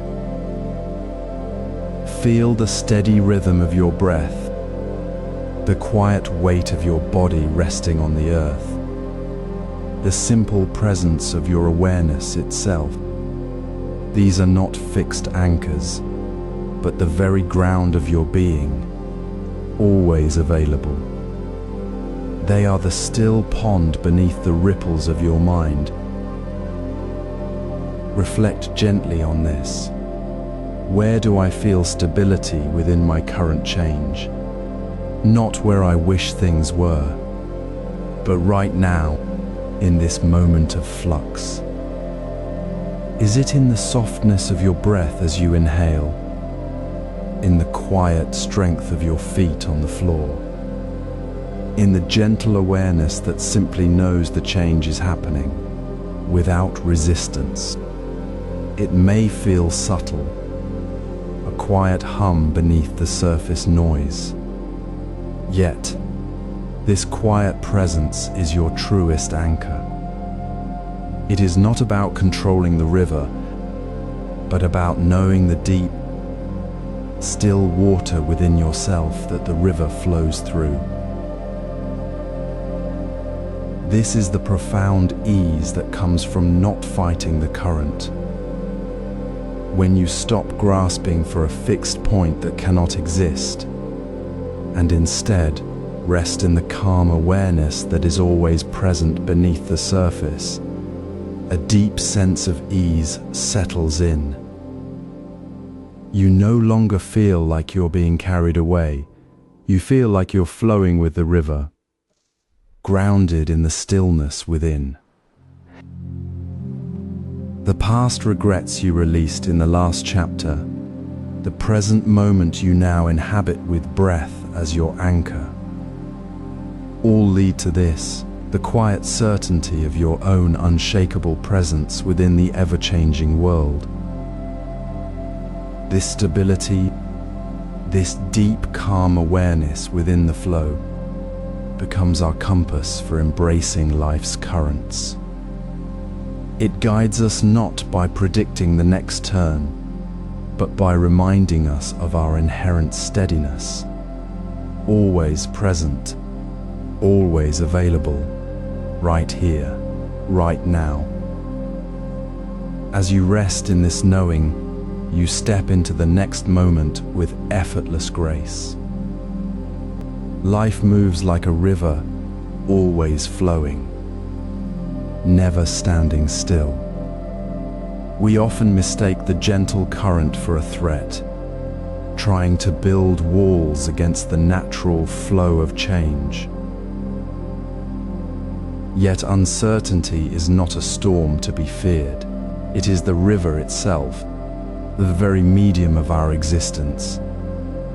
When we resist it, we strain against the current, exhausting ourselves. But when we recognize uncertainty as the river's natural movement, we can relax into its flow, finding ease not by stopping the water, but by learning to swim with it. This is the heart of embracing impermanence, not as an idea, but as the living rhythm of each moment. Consider the ancient story of a monk walking beside a wide river. He saw a traveler struggling against the current, fighting to move upstream, his face tight with effort and fear. The monk simply stepped into the water, letting the current carry him downstream, moving with the flow rather than against it. He arrived at his destination without strain, his path clear because he met the river as it was. He did not deny the water's movement, he honored it. This is the wisdom we carry within. The river of life does not pause for our plans or our fears. It simply is. Our resistance creates the suffering. Our acceptance opens the path. So how do we practice this in the ordinary moments of our day? Take one small uncertainty you hold close, a work decision, a relationship question, a worry about the future. Share it gently with a trusted friend, not to seek a solution, but to ask for their perspective. Say, "I'm feeling uncertain about X. How do you see it?" Listen, without needing to fix anything. Notice the space that opens when you release the need to control the outcome and simply share the feeling. This small act is a practice in flowing, not fighting. It reminds us that uncertainty is not a void to fill, but a space to inhabit. Reflect on this. How does embracing uncertainty change my relationship with life? When we stop seeing uncertainty as an enemy, we begin to see it as the very ground of possibility. The worry about what might happen fades, replaced by a quiet curiosity about what is happening now. We stop grasping for solid ground and discover that the river itself is the solid ground. The past regrets we released in the last chapter, the deep calm we found within the flow in the previous section, they all lead us here. This is where they meet the daily stream of life. We no longer see the river as something happening to us. We recognize it as the natural current of being. This practice transforms the ordinary. When a project shifts unexpectedly, you feel the familiar tightness. But then you remember the river. You breathe. You share. You ask for perspective. The challenge isn't removed, but the struggle around it dissolves. You meet it not as a threat, but as the river's gentle movement. This is the ease that comes from deepening the flow, not resisting it. It is the quiet confidence of knowing that the current carries us, not drowns us. This integration transforms how we engage with daily challenges. We move through the world not as separate from the river, but as part of its endless, gentle motion. The path ahead isn't a destination to reach, but the current we are already in. And in that simple truth, we find the ease we've been seeking. Look around you. Notice the quiet rhythm of your breath, the gentle shift of air in the room, the way light moves across the floor. This moment, like all moments, is already passing. We often mistake the flow of life for something to be controlled, a river we must fight to cross. But what if we simply rested in the current, noticing how each wave, each ripple, is part of the whole movement? This is the heart of seeing challenges as temporary shifts. They are not permanent walls blocking our path. but rather the natural ebb and flow of the river itself, like weather passing through the sky. Challenges, in their essence, are not meant to be resisted or endured as if they define us. They are temporary conditions, much like a sudden rainstorm that cools the air and then clears away, leaving the sky bright. When a difficulty arises, instead of tightening with fear or frustration, try a gentle shift in your inner question. Ask not, "Why is this happening to me?" but "What can I learn from this shift?" This simple turn of phrase changes everything. It moves you from a place of victimhood to one of quiet observation. The challenge remains, but its weight begins to soften. It becomes a teacher, not a tormentor. Consider the simple act of pouring tea. The steam rises from the cup, visible, warm, present. It carries the scent of the leaves, a moment of pure presence. Then, slowly, almost imperceptibly, the steam thins, disperses into the air, and is gone. The cup remains, the tea cools, but the steam was never meant to stay.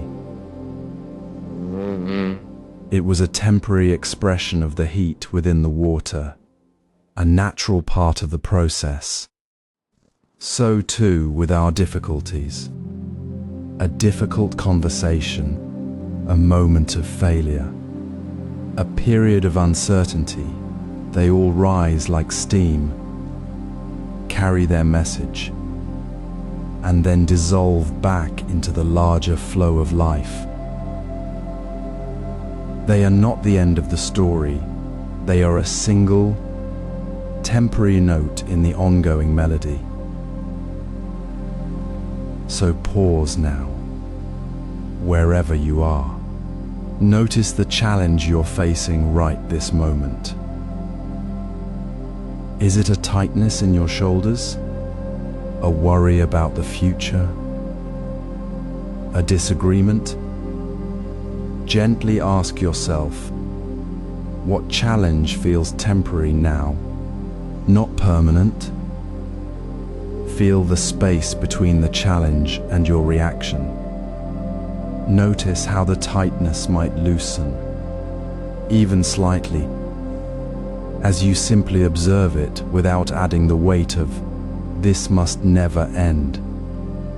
See it not as a fixed condition, but as a current within the river, flowing through you, not defining you.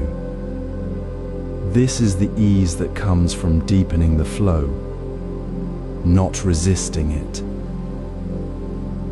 When we truly see challenges as temporary shifts, not permanent threats, the very nature of difficulty changes.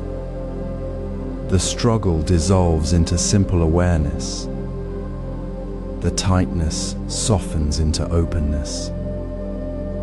We no longer see the storm as something to survive, but as part of the sky's natural movement. This perspective makes challenges feel like invitations, not threats.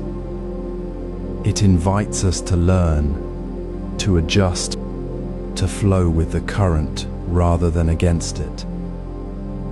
The next step is to discover how this understanding transforms the very ground of our daily actions, turning every moment into a practice of ease. Imagine the river flowing, not as a force to battle, but as the very essence of its being. Life's unpredictability is not a flaw disrupting the flow. It is the river's natural movement, the source of its richness. not its problem. When we stop resisting the unexpected,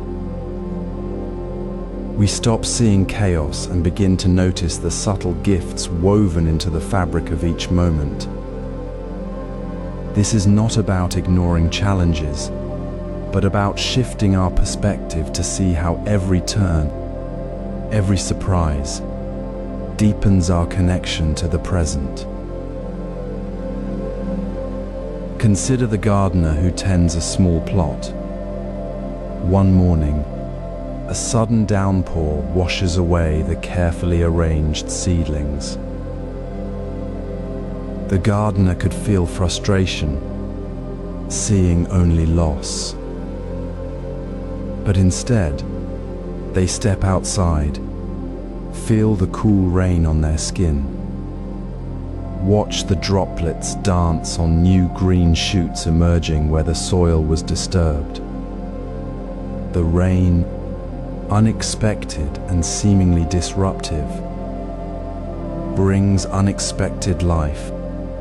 The gardener doesn't force the river to stop. They simply notice the water's presence, the way it nourishes what was hidden. This is the practice, not avoiding the current, but flowing with it, finding the unexpected beauty within the shift. This is where the simple practice of a surprise journal begins. For 3 days, gently notice the unexpected moments that arise. Not the big, dramatic events, but the small, quiet surprises, a stranger's unexpected kindness on the bus, a song that perfectly matches your mood, a moment of clear sunlight breaking through clouds just as you needed it. Write down just one small surprise each day. Don't analyze it. Don't try to make it meaningful yet. Simply observe the unexpected gift, the quiet moment of grace. After 3 days, look back. What surprising moment felt like a gentle gift?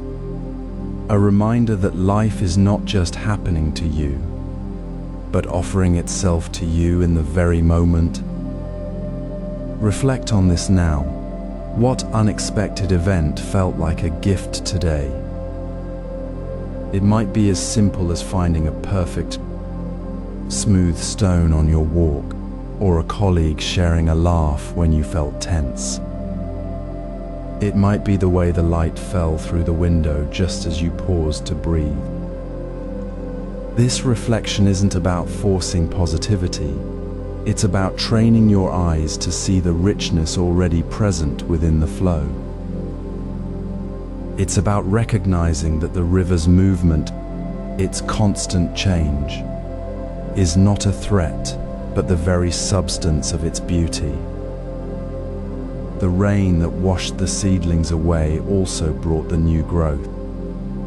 The unexpected detour might lead you to a hidden path you'd never have chosen. Our resistance to the current is what creates the struggle. Acceptance is the calm water where we simply are. This practice transforms how we meet the day. We stop waiting for life to be predictable, for the river to be still. Instead, we open to the current, knowing that within its movement lies the unexpected gift, the moment of ease, the deepening of our presence. We begin to see that uncertainty isn't the enemy, it's the river carrying us, and within its flow, we find our truest balance. With this quiet acceptance, we no longer fight the current. We simply flow, finding peace not in stillness, but in the very movement of life itself. Life's river continues its ancient flow, carrying us through seasons of calm and current, We've learned to trust this movement, understanding that challenges are temporary shifts, not permanent walls to push against. Now we deepen this understanding by finding peace, not in the stillness of the riverbed, but within the very motion of the water itself. Peace isn't the absence of change, it's the presence within change. A quiet grace found in the fleeting now. It's not about stopping the current, but learning to swim within it with open hands, noticing the light dancing on the surface of each passing wave. This is the gentle invitation of the present moment, available to us in the simplest of daily encounters. Imagine the first sip of your morning coffee, not the rush of the morning, not the to-do list waiting, but simply the moment the warm liquid touches your tongue. Feel the steam rising, the aroma filling your senses, the slight bitterness softening into comfort. This is not a moment to be rushed or dismissed. It is a small, perfect island of stillness in the stream of your day. In that single sip, the world pauses for a heartbeat. The worry about the meeting later, the noise of the city outside, these fade as you fully inhabit the warmth. The taste, the quiet space of this one breath. This is the practice, not to seek grand, eternal stillness, but to anchor yourself in the transient beauty of this very moment, however brief. It is not about adding more to your day, but about receiving the gift of what is already here, right now. Savor one fleeting moment daily, as the Zen masters taught. It could be the cool touch of morning air on your skin, the sound of birdsong before the city awakens, the shared glance with a stranger that holds a silent understanding. Choose one small thing, one ordinary instant, and bring your full attention to it. Let the coffee's warmth be your anchor. Let the sound of rain on the window be your teacher. Notice how the simple act of truly seeing and feeling this moment, without judgment or the need to hold it, brings a quiet ease. It is not that the moment lasts, it is that your presence within it makes it meaningful, a drop of clarity in the stream. After your morning coffee, pause for a single breath. Ask yourself gently, what transient moment brought me peace today? Was it the way the sunlight fell on your desk? The sound of a child's laughter outside? The deep, slow exhale after a moment of tension? Let this question not be a burden, but a soft reminder to look for the small, quiet grace that is always present. It is not about finding something extraordinary. It is about recognizing the extraordinary woven into the ordinary, the peace already available in the flow. This practice of finding peace in the transient moment is not a separate practice. It is the deepening flow we've been cultivating. It is the calm acceptance of SCO2, the quiet wonder of SCO3, now integrated into the very fabric of daily life. It is the understanding that ease is not found by avoiding the river's current, but by feeling the water's movement within your own being, moment by moment. This peace becomes our anchor in all circumstances. Consider the quiet moment when you notice how tightly you hold your expectations about how the day should unfold. Perhaps you expect a smooth commute, a calm conversation, or a specific outcome from a meeting. These expectations feel solid, like a map drawn in ink. Yet life, as we know from the river's flow, is not a fixed terrain. The map we carry is always out of date as the landscape shifts beneath our feet. This is the heart of impermanence. Our minds create these mental maps, but the world moves with a rhythm that never stops changing. Letting go of fixed expectations isn't about losing direction. It's about releasing the tension of trying to force the world to match our internal picture. It is the wisdom of release. Imagine a gardener tending a plot.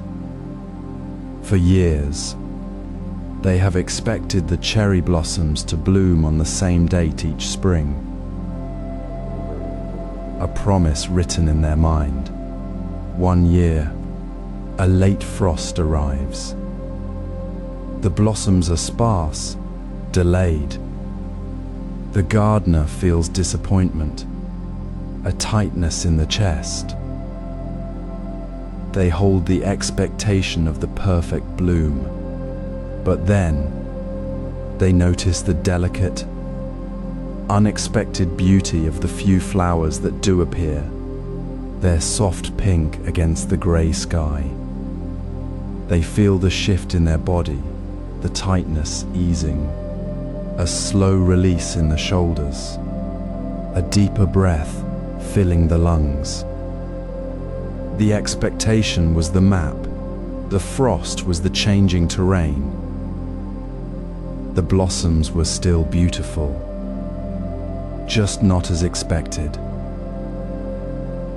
The gardener's map was wrong, but the garden was still good. This is the practice. Take a sheet of paper now. Write down one expectation you hold about a situation, a person, or even your own day. Be specific. My partner will arrive home at 6:30 sharp, or this project will be completed without any setbacks. Now, ask yourself gently, what would I feel if this changed? If the map shifted, feel the question in your body. Does your jaw tighten? Does your breath shorten? Does your chest feel heavy? This is the tension of the fixed expectation. Now, imagine releasing it. Let go of the specific date, the specific outcome. Ask again, how does releasing this expectation feel in my body? Notice the subtle shift. Perhaps your shoulders lower. Perhaps your breath becomes slower, deeper, more natural. Perhaps there is a quiet space where worry once lived.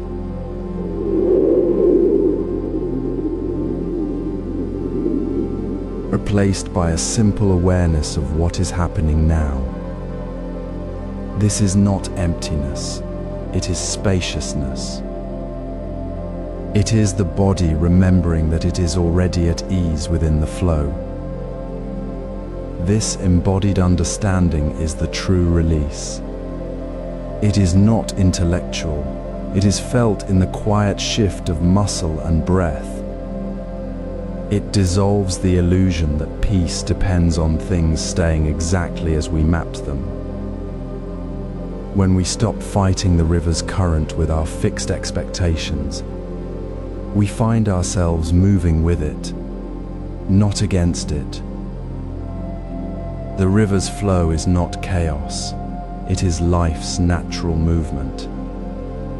And in this release, the fear of uncertainty dissolves. The ground beneath us is not the map we drew, but the living, shifting earth, and we are learning to walk upon it with open hands and a calm heart. This is the wisdom we carry forward. Close your eyes for just a moment. Feel the gentle rise and fall of your breath, the quiet hum of the present moment. This is where we begin, not in some distant future, but right here, as the river of your life continues to flow beneath you. You've already learned to find peace within the current, not by stopping the water, but by releasing the tension in your body, the fixed idea of how the water should move. Now, let that release deepen, extending into the very space where thoughts arise. Notice the mind's natural rhythm. Thoughts are not solid things to hold, but like leaves drifting on a stream. They come, they move, they disappear, carried by the current of awareness.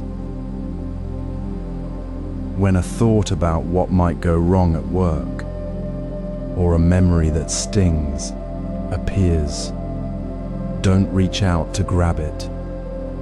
Simply acknowledge it with gentle clarity. This is a thought, not me.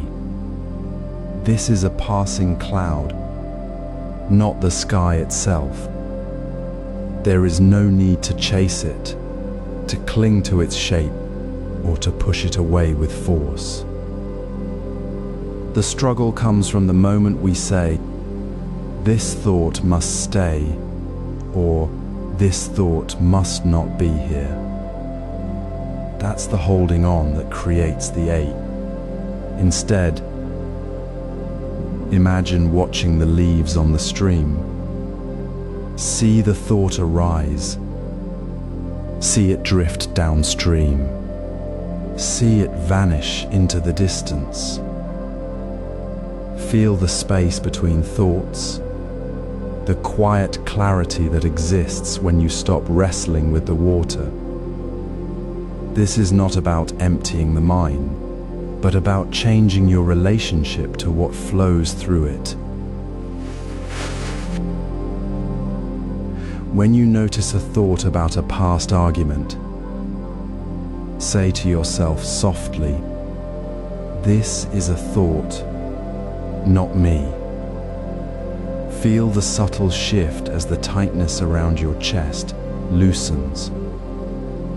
When frustration bubbles up about a delayed train, recognize it as a thought, not your identity, and feel the ground beneath you steady. It's not that the thought disappears, it simply loses its power to anchor you in discomfort. This is the wisdom of release embodied, not just understood. It's the calm relief that comes from letting the leaf flow without your hand closing around it. Reflect now on your own day. What thought did you hold on to today, and how did it feel? Was it the worry about tomorrow's meeting? The replay of a harsh word? The small resentment about a task that wasn't done? Notice the weight of it, the way it pulled you out of the present into a place of tension. Where did you feel it in your body? The tightness in your jaw, the quickening of your breath, the slight sinking in your chest. That is the sensation of holding on. Now, gently release it. Feel the space open, the quiet return to the river's current. This simple practice, this gentle observation without grasping, is where the true ease begins. It reveals that the mind, left undisturbed, flows naturally. It reveals that you are not the thought, but the deep, still water in which thoughts appear and disappear like ripples on the surface. This practice reveals the mind's natural flow. Notice how your breath moves gently in this moment, soft and steady. Feel the quiet space between thoughts, not as something to chase, but as the ground beneath your feet. Anxiety often whispers of a future that hasn't arrived yet, a fear of change that feels solid, heavy, and permanent. But impermanence reminds us, this feeling is not a fixed reality. It is a passing weather pattern in the mind's sky. It is temporary, like the shape of a cloud dissolving into the vast blue. When the tightness of worry begins to rise, pause and ask softly, what will this feel like in 24 hours? Not to dismiss the feeling, but to gently place it within the flow of time. The storm you feel now will not last forever.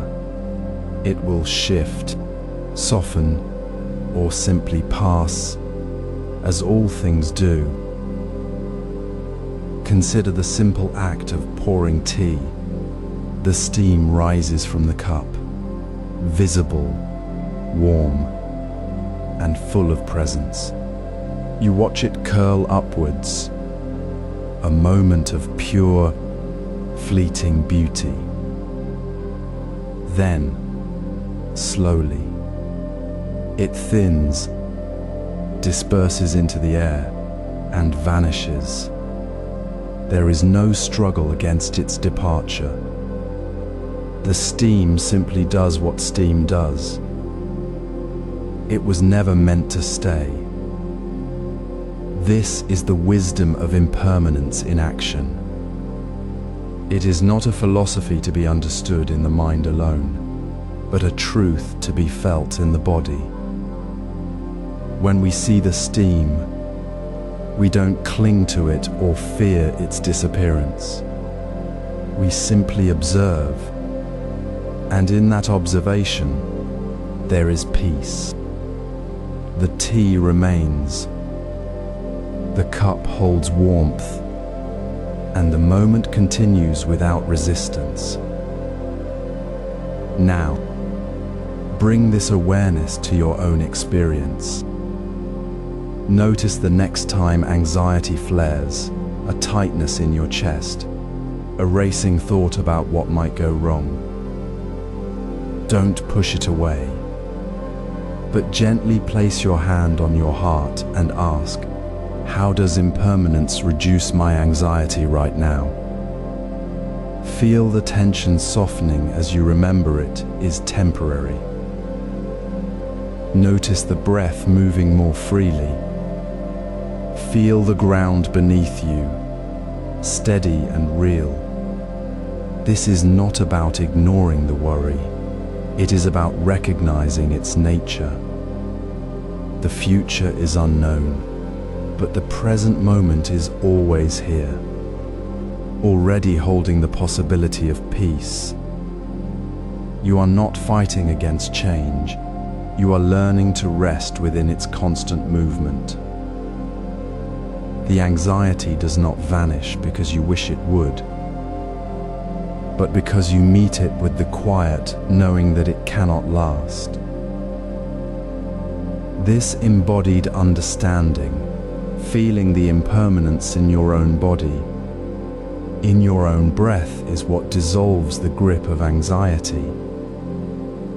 It transforms the abstract idea of change into something you can touch. something you already know through your own life.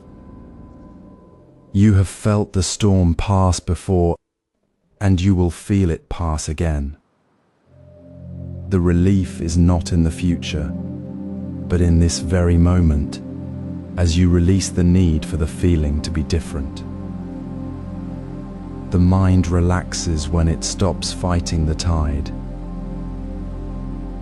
It is not about becoming unfeeling, but about understanding that all feelings, including anxiety, are part of the river, not the river itself. With reduced anxiety, we welcome change with openness. The door is no longer barred by fear. It opens gently as the steam opens to the air, as the teacup holds the water without clinging to the steam. The path forward becomes not a battle to control, but a simple step taken with ease within the natural flow of things. Imagine the quiet moment when your carefully planned afternoon is suddenly interrupted by rain.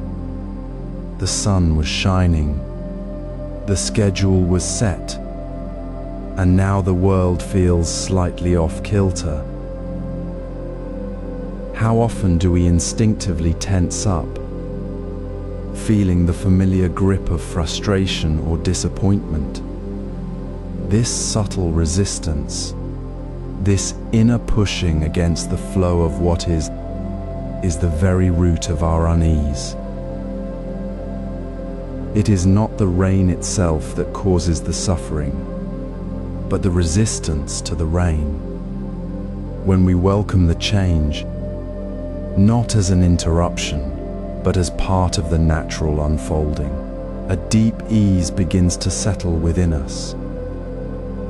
Resistance creates suffering, welcoming creates ease.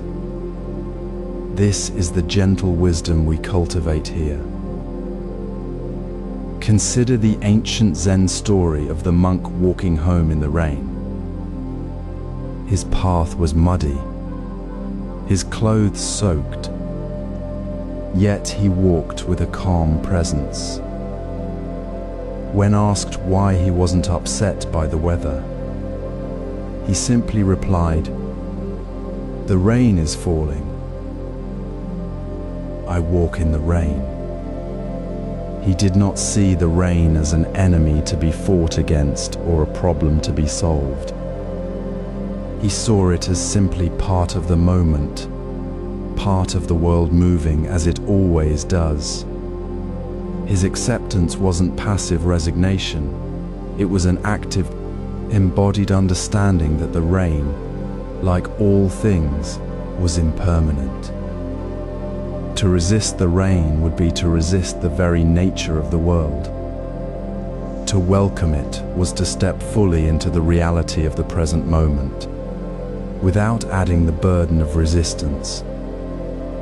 This is the practice of welcoming change without resistance. Now, bring this gentle awareness into your own small, ordinary moments. It need not be a major shift. Try this today, when your morning coffee spills, or the bus is late, or the weather changes your outdoor plans. Pause for just one breath. Notice the initial flicker of resistance, the tightening in your chest, the mental complaint. Then, gently invite a different feeling. This is the rain. This is the moment. See the rain not as an obstacle, but as a simple, natural occurrence. Feel the cool air on your skin. Hear the rhythm of the drops. Notice the way the world seems to soften. This small shift, this conscious welcoming of the minor change, is not about ignoring your feelings, but about not adding to them. It is a practice of releasing the inner struggle, allowing the flow to continue without your resistance. Reflect quietly on this. When did I truly welcome a change instead of resisting it? Can you recall a time when an unexpected turn, perhaps a cancelled meeting or a spontaneous invitation, felt like a gift rather than a disruption? What was that moment like in your body? Did your shoulders relax? Did your breath deepen? Did you notice a small sense of freedom? Perhaps even a spark of curiosity? This reflection isn't about finding a perfect example, it's about tuning into the subtle moments when ease was already present, waiting to be noticed. It reminds us that welcoming change is not an extraordinary act, but a simple return to our natural state of being. This practice of welcoming the minor shifts, the gentle interruptions, dissolves the habit of resistance that so often clouds our days. It shows us that ease is not found by forcing things to be otherwise, but by meeting what is with an open heart.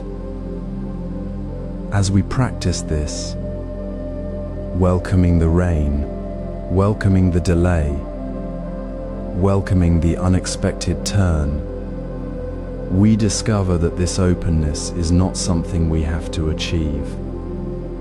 It is simply our true nature, waiting to be remembered. This openness becomes our natural state of being. Imagine the quiet rhythm of your hands as you prepare a simple meal.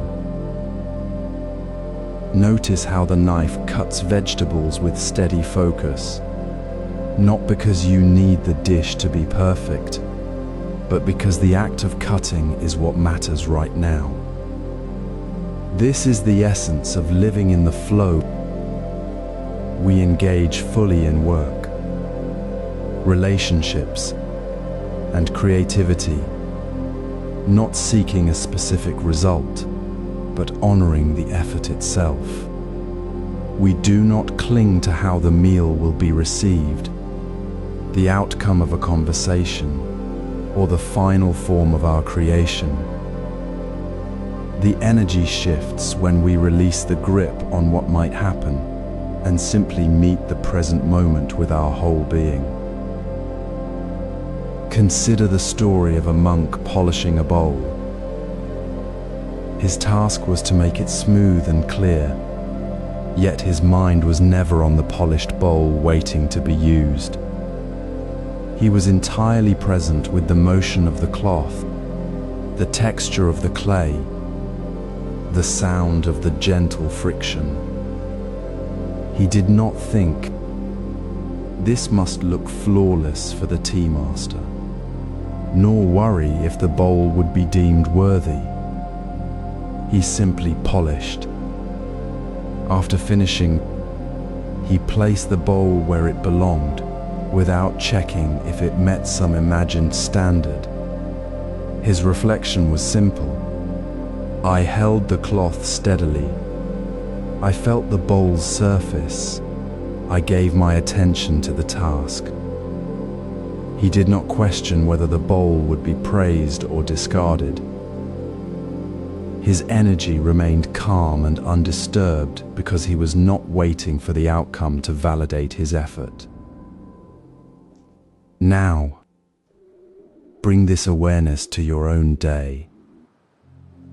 After completing a task, whether writing an email, teaching a lesson, or simply listening to a friend, pause gently. Ask yourself softly, did I do my best with my full attention, or did I spend my energy worrying about how it would be judged? Notice the subtle shift in your body. When you worry about the outcome, your shoulders might tighten, your breath becomes shallow, a quiet tension builds. But when you reflect on having done your best without attachment, a different quality emerges. Your energy feels lighter, more spacious, perhaps even joyful in the act itself. You are not waiting for permission from the future. You are fully present in the now. How does this non-attachment change your energy in daily tasks? Does it free you from the constant background hum of anxiety about what comes next? Does it allow you to meet each moment with fresh eyes, rather than the weight of expectation? This practice dissolves the illusion of control. We cannot control the weather, another person's reaction, or the market's shift. Clinging to outcomes only tightens the knot of suffering. By engaging fully in the process, we discover that our peace does not depend on the result. The bowl is simply a bowl. The email is simply sent. The conversation is simply shared. We move forward without holding back, meeting each unfolding moment with the ease that comes from knowing we have already given our whole heart to the task. The path of non-attachment is not about indifference. It is about deep, unshakable presence. It is the quiet strength of knowing that the effort itself is the only thing we truly hold. This is the natural flow of life, where the river moves without needing to control the shape of the shore. We move forward without holding back. Imagine the quiet rhythm of water flowing over smooth stones. Watch how it never clings to the shape of the rock beneath it, nor worries about where it will go next. It simply moves, adapting, releasing, and meeting each new space with ease. This is the natural flow of life, and it holds the key to easing the constant tension we carry about what might happen tomorrow. We often spend our days building castles in the air, worrying about events we cannot possibly control. We write down anxieties about work, relationships, or the future, and then we let those thoughts pull us away from the only moment we truly have. This one, right here, right now. The practice is simple yet profound. Take one worry that tugs at your mind, the upcoming presentation, the uncertain outcome of a conversation, the fear of something going wrong. Write it down, as if placing it on a small stone in the stream. Then ask yourself gently, with no pressure, what can I do about this right now? Not tomorrow, not when the time is right, but this very moment. Perhaps it means taking one deep breath to steady your hands. Perhaps it means making one clear, kind choice in your current interaction. Perhaps it means simply noticing the cool air on your skin, grounding yourself in the sensory reality of now. This question shifts the focus from the impossible task of controlling the future to the simple, powerful act of engaging with what is within your immediate reach. Reflect on this. How does releasing your grip on future events free your energy today? When we stop pouring our strength into imagining scenarios that may never come to pass, we discover a quiet space within. The energy we spent in anxious anticipation becomes available for the task at hand, for the person beside us, for the beauty of the light falling through the window. It is not about ignoring the future, but about meeting it without the heavy burden of fear. We notice how much more calm, how much more present we become when we stop fighting against what is not yet here. The worry about the presentation no longer steals our peace during the quiet morning coffee. The fear of a difficult conversation doesn't drain us while we are walking to the bus stop. We simply move through our day, engaged fully, with a quiet joy in the effort itself, not the outcome. This is the gentle liberation of living in the flow. It is not passive, it is deeply active presence. It is the quiet strength that comes from knowing we are doing what we can, right now, with the wisdom that the rest is beyond our reach. The mind, released from the exhausting labor of controlling the uncontrollable, settles into a deeper calm.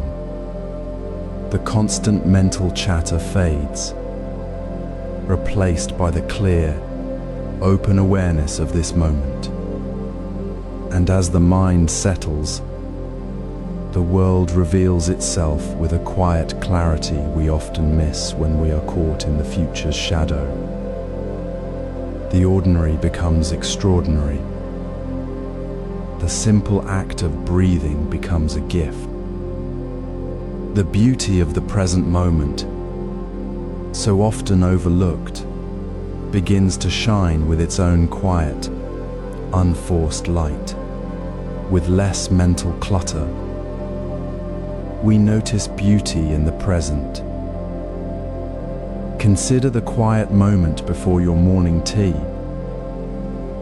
The steam rises, the cup feels warm in your hands, and outside, a child's laughter echoes from the street below. Life's small imperfections are not flaws, but gentle invitations to see deeper. They remind us that beauty thrives not in flawlessness, but in the raw, unfolding truth of this very moment. This is the heart of noticing beauty in imperfection, seeing the crack in the cup not as a break, but as part of its story. The smudge on a child's drawing, not as a mistake, but as a joyful mark of their presence. In Zen practice, we often use the image of a simple, handcrafted teacup with a hairline crack. It was never meant to be perfect, yet that very crack holds the warmth of countless mornings, the gentle wear of daily use. The crack is not a flaw, it is a testament to the cup's journey, its history of being held, used, and cherished. When we see the cup this way, we see beauty in the imperfection itself. We stop seeing the crack as something to fix and begin seeing it as part of the cup's unique grace. This shift is profound. It teaches us that life's beauty is not found in some distant ideal, but in the ordinary, the worn, the slightly askew moment we often rush past. So try this simple practice. Each day, pause for a moment and find one imperfect moment. It might be the way rain streaks across a window, the slightly crooked line of a painting your child made, or the way your partner's hair falls just so when they're lost in thought. Take a photo of it, No need for a perfect camera, just your phone, or even simply notice it deeply. Later, reflect on it. Ask yourself softly, what imperfect moment felt beautiful today? Did you notice the way sunlight caught dust motes dancing in the afternoon air? Did the slightly uneven stitch in your grandmother's sweater feel like a whisper of her love? Did the way your coffee spilled just a little, creating a tiny, unexpected pattern, feel strangely peaceful? This practice is not about forcing beauty where there is none. It is about softening our gaze, releasing the inner critic that demands everything be smooth and perfect. It is about remembering that the cups crack. The child's messy line, the spilled coffee, they are not failures. They are the very texture of life, the proof that we are living, that things are changing, that we are engaged in the flow. When we notice this, the weight of trying to control every detail begins to soften. We stop fighting the imperfections and instead find ourselves gently holding them, recognizing that they are the very fabric of our experience. This awareness transforms how we respond to life's changes. It shifts us from a place of anxiety about what might go wrong to a place of quiet appreciation for what is. When the project doesn't go as planned, we see the unexpected path it created. When a relationship shifts, we notice the new depth it offers. We no longer cling to the idea of a perfect, unchanging moment. Instead, we move with the current, finding beauty in the river's ever-changing flow. This is the gift of seeing imperfection as beauty. It frees us to meet each moment exactly as it is, with open hands and a calm heart. And in that space, we find not just ease, but a deep, quiet joy. The gentle sound of rain on the window pane fills the quiet room. Outside, leaves turn in the wind, each one a moment of movement, a reminder that nothing stays fixed. When life surprises us with an unexpected turn, a missed train, a sudden change in plans, a word that stings, we often react before we truly see. But what if we paused just a breath before the wave of reaction rises? What is happening now? Not the story we imagine, not the future worry, but this very moment unfolding. This pause is not hesitation. It is the space where wisdom begins to breathe. Instead of reacting with judgment or fear, we can meet the unexpected with simple curiosity. This is new. We might whisper to ourselves, "What can I learn here?" Not to fix it immediately, but to see it clearly, like observing a leaf floating in a stream. The unexpected event is not an interruption to our peace, but an invitation to engage with life as it truly is. Consider the old Zen monk in his simple room. A cup of tea sits before him, steam rising in the morning light. A sudden gust of wind from an open window sends the cup tumbling. It shatters on the floor. In most of us, the immediate thought would be frustration, a mental note of wasted time, or even anger at the wind. But the monk simply stops. He looks down at the scattered pieces, the tea spreading like a dark stain. He does not sigh or scold the wind. Instead, he notices the sound, the sharp crack, the soft spill. He sees the way the light catches the porcelain shards. He feels the coolness of the floor beneath his feet. There is no need to rush to clean up. He simply is with the moment, seeing the broken cup, not as a flaw, but as a new arrangement of light and sound, a texture in the flow of this very afternoon. He asks himself, what can I learn from this spill? And he finds that the lesson is not about the cup, but about his own reaction. He learns that the wind was not his enemy, and his own mind was the only thing that created the disturbance. Now, let us gently turn this inward. As you move through your own day, notice when something unexpected happens. Perhaps a colleague says something unexpected, or a plan falls apart. Before you speak, before you feel the tightness in your chest, pause. Ask yourself softly, what is happening now? Then, let curiosity guide you. What can I learn from this new moment? Not to dismiss the feeling, but to see it as a teacher. Later, perhaps as you sit quietly, reflect on one small event.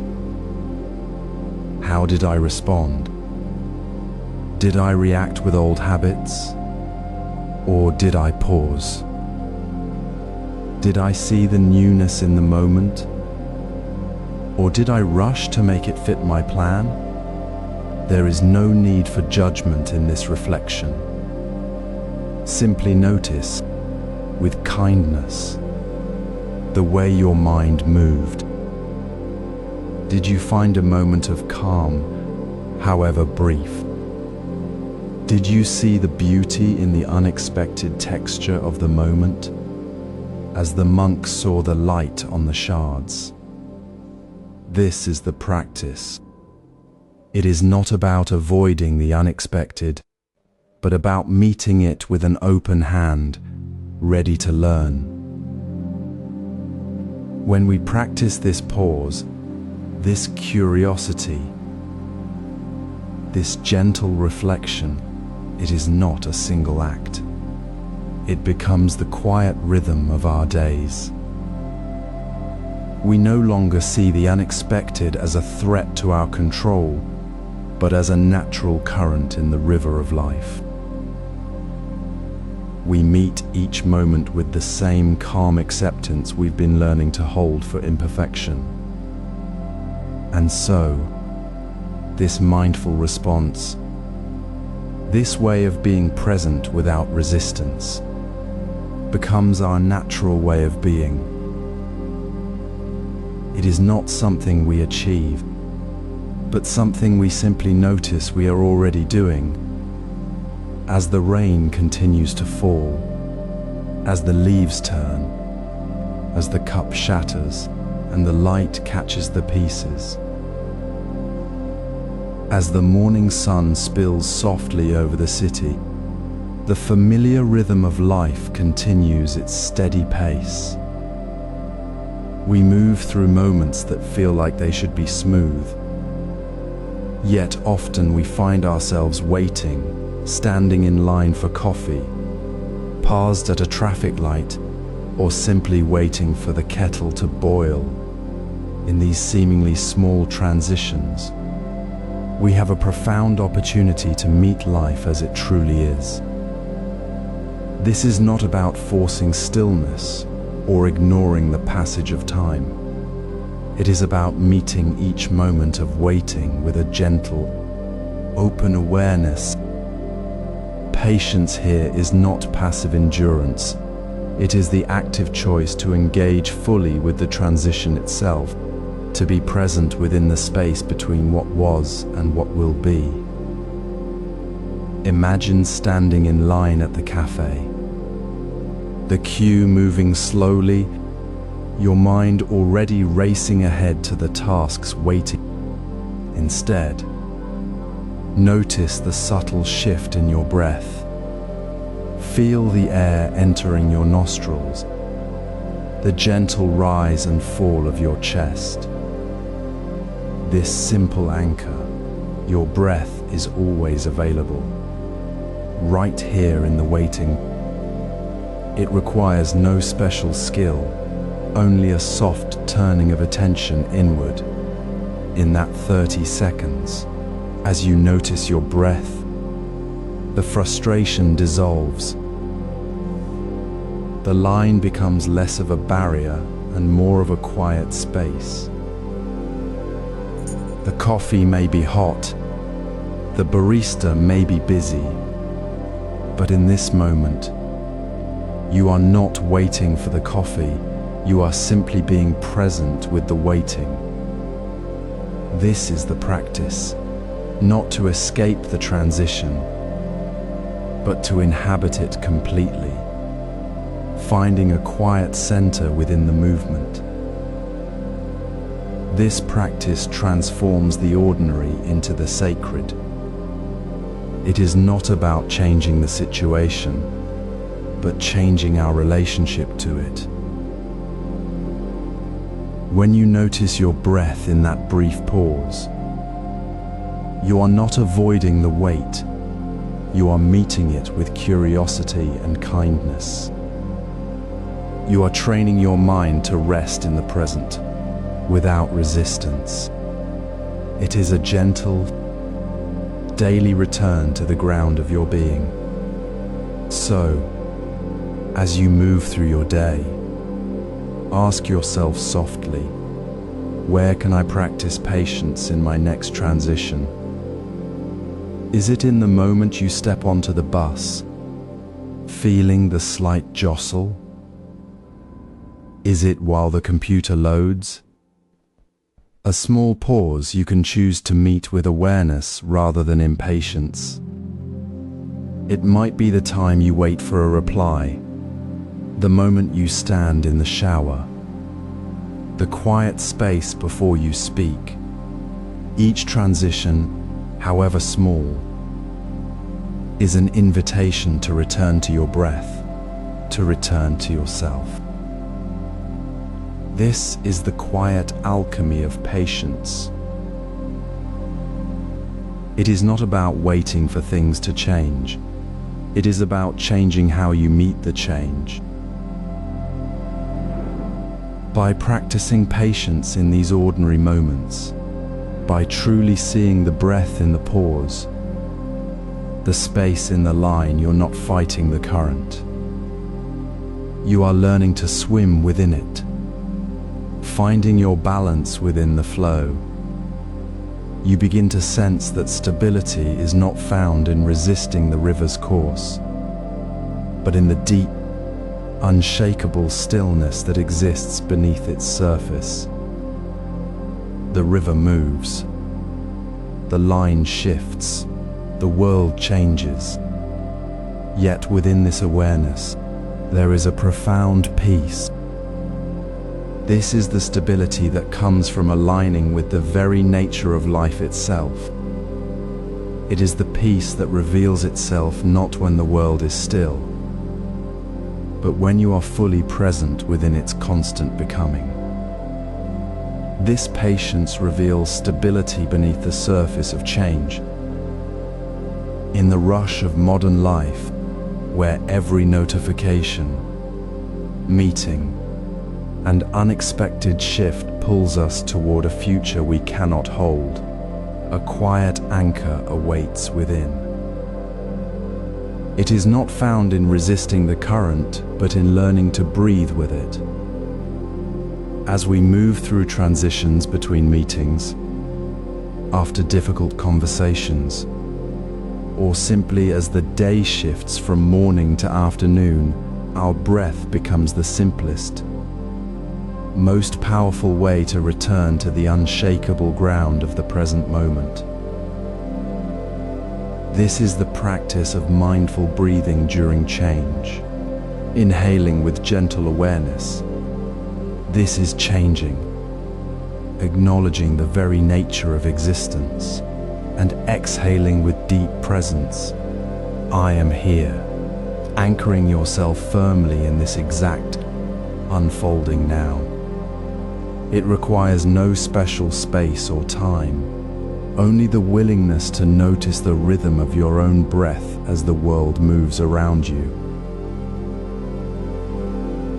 Imagine a Zen monk walking through a sudden downpour. The rain falls hard. The path becomes slick. Yet the monk continues without hurry, without complaint. They do not fight the rain or wish for clear skies. They simply walk with the rain, their steps steady, their mind as calm as the water pooling at their feet. This is not passive resignation, but active alignment. The monk's breath flows naturally with the rhythm of the rain, not opposing it. Their presence is not disrupted because they meet each moment as it is, without adding the burden of "this should be different." This is the essence of mindful breathing, meeting change not as an interruption, but as the very fabric of life, and breathing into that reality with quiet acceptance. Now, try it with your own life. After a tense meeting ends, instead of rushing to the next task or replaying the conversation, pause for 3 breaths. Inhale slowly, feeling the air fill your lungs, and silently say, "This is changing," acknowledging the shift that has just occurred. Exhale fully, releasing any tension, and say, "I'm here," settling into the solidity of your current presence. Notice how the tightness in your shoulders softens, how the mental chatter about what just happened begins to quiet. This simple act transforms your experience. Change is no longer a threat to be managed. It becomes a natural flow you move within, like the monk walking in the rain. You are not fighting the current. You are learning to swim with it. Reflect on this. How does mindful breathing change your experience of change? When you anchor in the breath during a transition, does the uncertainty feel less sharp? Does the sense of being overwhelmed soften into a quiet knowing? You might find that the same meeting, the same traffic jam, the same unexpected email no longer feels like a personal assault on your peace. Instead, they become ordinary moments of life, met with the steady rhythm of your own breath. The anxiety that usually builds as you anticipate the next step dissolves because you are already here, fully present in the space between moments. This is not about eliminating change. It is about realizing that your peace does not depend on change stopping. It depends on your willingness to meet it with breath. This simple breath awareness dissolves the illusion of fixed reality. It shows us that stability is not found in resisting what flows, but in resting within the very flow itself. As you move through your day, carrying this practice in your breath, you will find that the ground beneath you is always steady, not because the world is still, but because you are learning to be still within it. This is the unshakable peace we seek, not in the absence of change, but in the deep, quiet acceptance of it, one breath at a time. As the gentle rhythm of your breath settles into the space between thoughts, notice how the mind often drifts back to moments that have already passed. You might feel a familiar weight, a quiet ache of what might have been, or words left unsaid. This is the natural pull of regret, a thought form clinging to a past event. Yet remember, regrets are not real events happening now. They are echoes of what has already dissolved. Impermanence is not a concept to grasp, but a truth to live within. Your past regrets are already passing, just like the clouds moving across the sky. They hold no power in this moment, only the energy you give them through your attention. When that thought arises, gently name it. This is a thought about the past. I choose now. Say it softly, as you might acknowledge a passing bird, not as a struggle, but as a simple return to the ground beneath your feet. The mind will wander, but each time you gently return to this phrase, you are not fighting the past.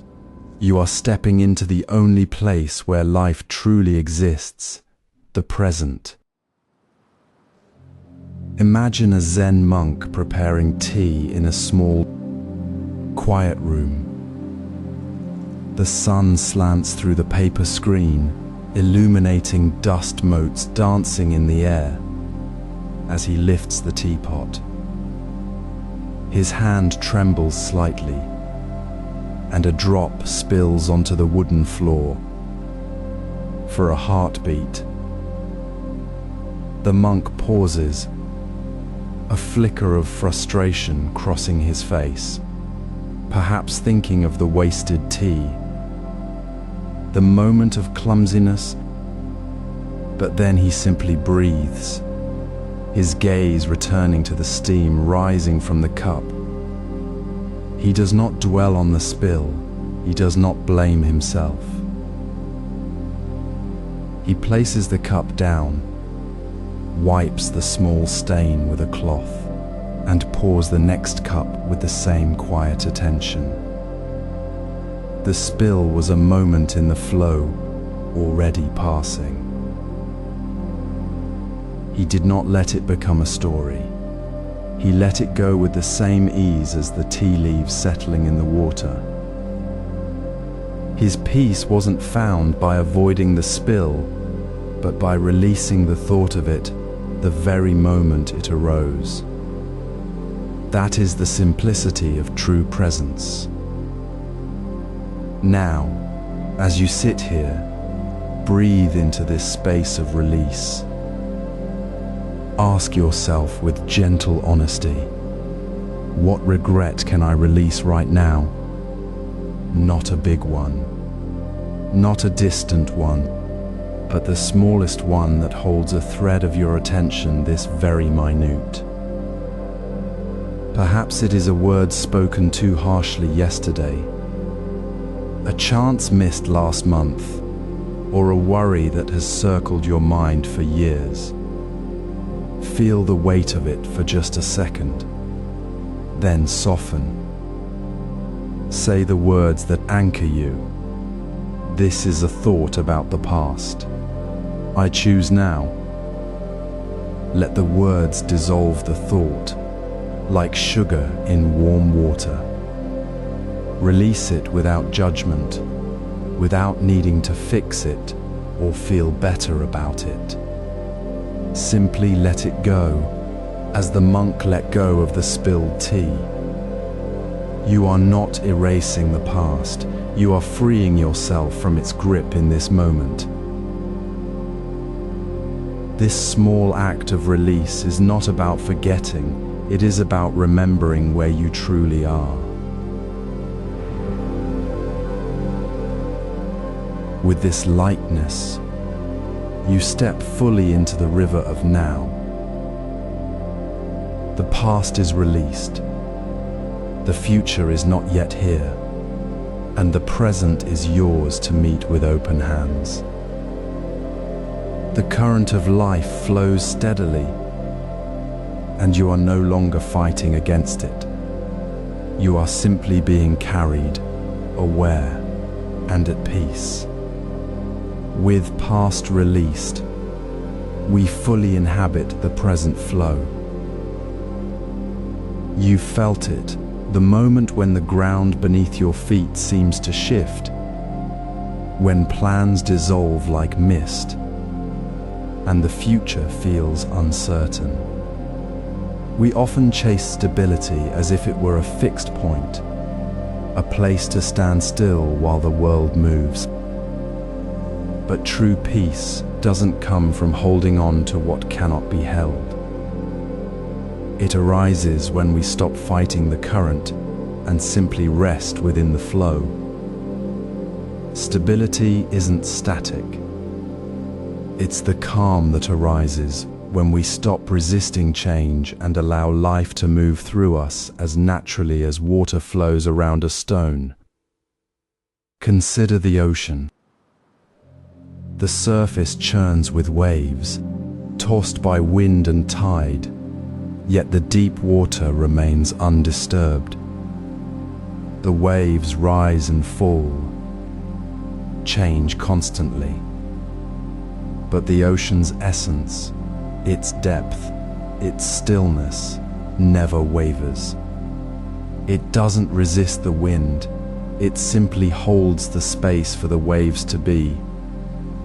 This is the stability we seek. It isn't found in avoiding the surface turbulence of thoughts or circumstances. It's found in noticing the stillness beneath the surface of your thoughts. When a wave of worry rises, pause. Breathe. Feel the quiet space beneath the storm. That stillness isn't separate from the change. It is the ground from which change emerges and returns. This isn't about ignoring life's challenges. It's about meeting them without adding the weight of resistance. When you notice a thought like this shouldn't be happening, gently acknowledge it. This is a thought about change. Then, return to the quiet space within. Feel the stability that already exists in your breath, in your presence, in the simple act of being here, now. You are not the wave, you are the ocean. The wave is temporary, but the ocean remains. Reflect on this moment. Where do you feel stability within your current change? Perhaps it's the steady rhythm of your breath as you read these words. Perhaps it's the quiet certainty of your own presence in this room, even as the world outside shifts. Maybe it's the deep knowing that you have navigated uncertainty before, and you will again. This isn't about pretending everything is fine. It's about recognizing that beneath the surface of your worries, beneath the surface of the changing circumstances, there is a place of calm that never leaves. It is always there, waiting for you to notice. This stillness isn't something you create. It's already here, as natural as the air you breathe. When you stop pushing against the current You don't lose your footing, you find it. You realize that the ground beneath you isn't fixed, it's fluid, and that fluidity is the very foundation of your peace. The stability you seek isn't out there, waiting for life to become predictable. It's within you, alive and unshaken, as you learn to rest in the midst of change. This stability becomes our compass for embracing life's currents. It doesn't tell us where to go, but it tells us where we already are, whole, present, and unshaken, no matter how the surface moves. The river flows, the waves rise, but the deep water holds, and so do you. As we flow with the river of now, we step into the current of stability within constant change. This is the ground from which we meet uncertainty, not as a threat, but as the very essence of life's natural movement. Many of us see uncertainty as a storm to be avoided, a dangerous current to resist. Yet the river does not storm, it simply flows. Its current is its nature. To fight it is to exhaust ourselves against the truth of things. The master who tended his garden in the rain did not curse the downpour. He saw the rain as part of the path, the water nourishing the soil, the leaves drinking it in. His peace was not in the absence of rain, but in flowing with the rain's rhythm. This is the wisdom we gather now. Uncertainty is not a problem to solve, but the river's current we are already in.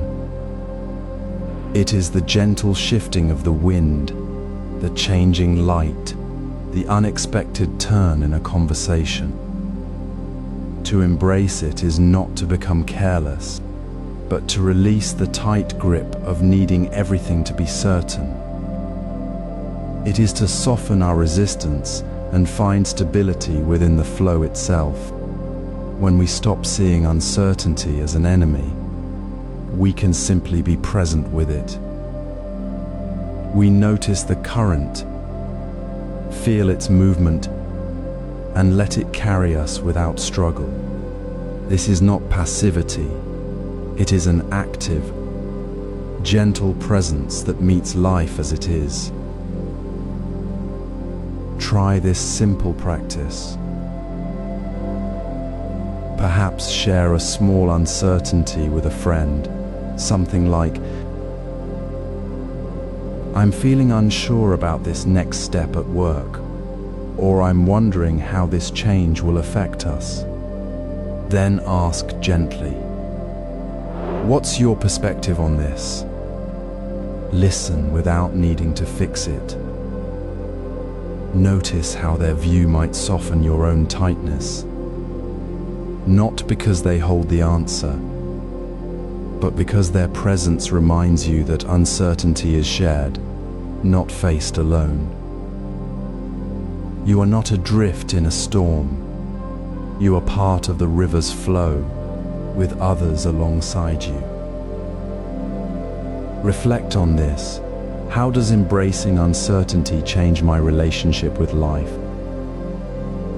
When we stop seeing uncertainty as a personal failing or a threat to our control, we begin to see it as the natural texture of being alive.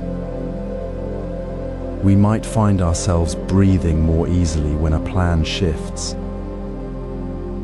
We might notice the quiet strength that comes from not needing to hold things still.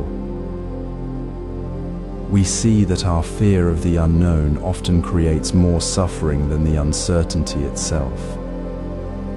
Embracing the current means trusting the river's wisdom, even when we cannot see the shore. It means finding peace not in the absence of change, but in the deep knowing that we are safe within the flow. This integration transforms how we engage with daily challenges. It turns the unexpected into an invitation, not an interruption.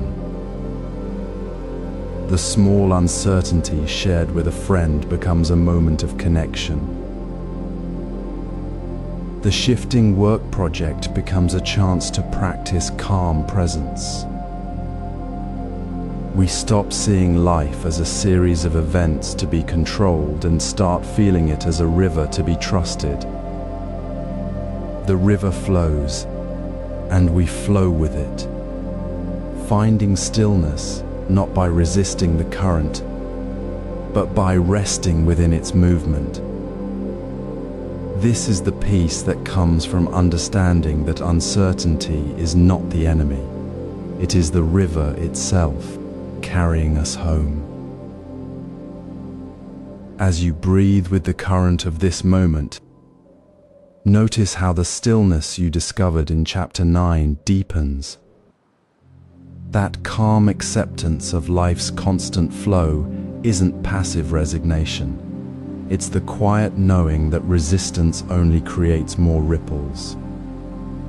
Now, as you move through your day, observe how challenges arise not as storms to weather, but as the natural weather of your life, shifting like clouds across a clear sky. They arrive, they pass, and the sky remains. This is the essence of seeing challenges as temporary shifts. When a project stalls or a relationship feels strained, pause not to fight the feeling, but to gently ask, what can I learn from this shift? Not to fix it immediately, but to simply see it as a passing condition, like rain that cools the earth before the sun returns. Consider a simple moment. Imagine you carefully carry a cup of tea, and it slips from your hand, spilling across the table. In that instant, you might feel frustration, the sharp edge of disappointment. But if you soften your gaze, you see the spill is merely water on wood, a temporary stain that will dry. The cup is unbroken. The tea is still warm. The spill itself is not the end of the moment, but a small shift within it. The water flows, then settles. The wood absorbs it, then releases it to the air. There is no permanent stain, only the river moving through this small event.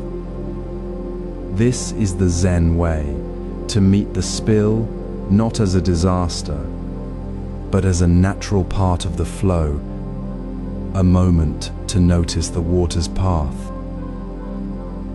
Now, bring this awareness to your own life. Notice the weight in your shoulders as a deadline approaches, or the tightness in your chest when news arrives that unsettles you. Rest your attention there for just a breath. Then ask gently, what can I learn from this shift? Not to force a lesson, but to open to the possibility within the discomfort. Perhaps it teaches patience, or reveals a need for clearer communication, or simply reminds you that your peace does not depend on external outcomes. Then, reflect quietly. What challenge feels temporary now, not permanent? Is it the email you haven't sent? The conversation you're avoiding? The worry about what might happen? See it as a weather pattern passing through your inner landscape, not a permanent cloud. Feel how the tightness softens when you stop naming it a threat and instead recognize it as a temporary condition within the larger flow of your life. This shift in perspective transforms the landscape of difficulty. When you meet a challenge not as an enemy to defeat, but as a temporary shift in the current, the fear dissolves. The challenge becomes a gentle invitation to see more clearly, to adjust your course, to find a deeper calm within the movement. It is not about avoiding the spill, but about learning to hold the cup with greater awareness, knowing the water will flow and the table will dry. This understanding makes challenges feel like invitations, not threats. Imagine rain tracing slow paths down a window pane. Each drop a fleeting moment of clarity before vanishing. Notice how the water's path is never the same, yet the window holds it all with quiet ease. This is life's natural rhythm, not a disruption to be fixed, but the very current we are carried within. Life's unpredictability is not a flaw in the tapestry. It is the vibrant thread that makes the whole cloth shimmer with unexpected beauty. When we stop resisting the flow, we begin to see how each sudden turn, each unasked for detour, holds a quiet gift we might otherwise miss. The richness of life is woven precisely from its shifting patterns, not despite them. Consider a simple moment in a quiet tea room. A monk pours tea, the steam rising gently. Suddenly, a hand brushes the cup, sending liquid spilling across the wooden table. In another moment, the monk might have stiffened, frustration rising. But here, he simply pauses. He sees the spilled tea, the way it pools, the way the light catches its surface. He notices the warmth on his skin, the quiet sound of the liquid soaking in. He smiles softly. He asks the person who caused the spill, "Did you see the rain outside just now?" The accidental spill becomes a shared moment, a small connection born of the very thing that seemed like an interruption. The tea drying on the table was not a mistake. It was an invitation to be present, to find the unexpected gift within the disruption. The river does not resist the stone, it flows around it, finding a new path that is still part of the whole. This is how we practice for 3 days. Keep a small notebook or simply hold a space in your mind. Notice the small, unexpected moments that arise. No grand events, just the quiet surprises. A stranger's kind word when you least expected it. A sudden clear sky after a grey morning. A melody that brings unexpected comfort. A moment of calm that arrives when you were tense. Don't search for the big things. Notice the small, ordinary gifts woven into the fabric of your day. At the end of each day, pause and ask gently, what unexpected event felt like a gift today? Let the answer come without judgment, simply observing what surprised you with its gentle grace.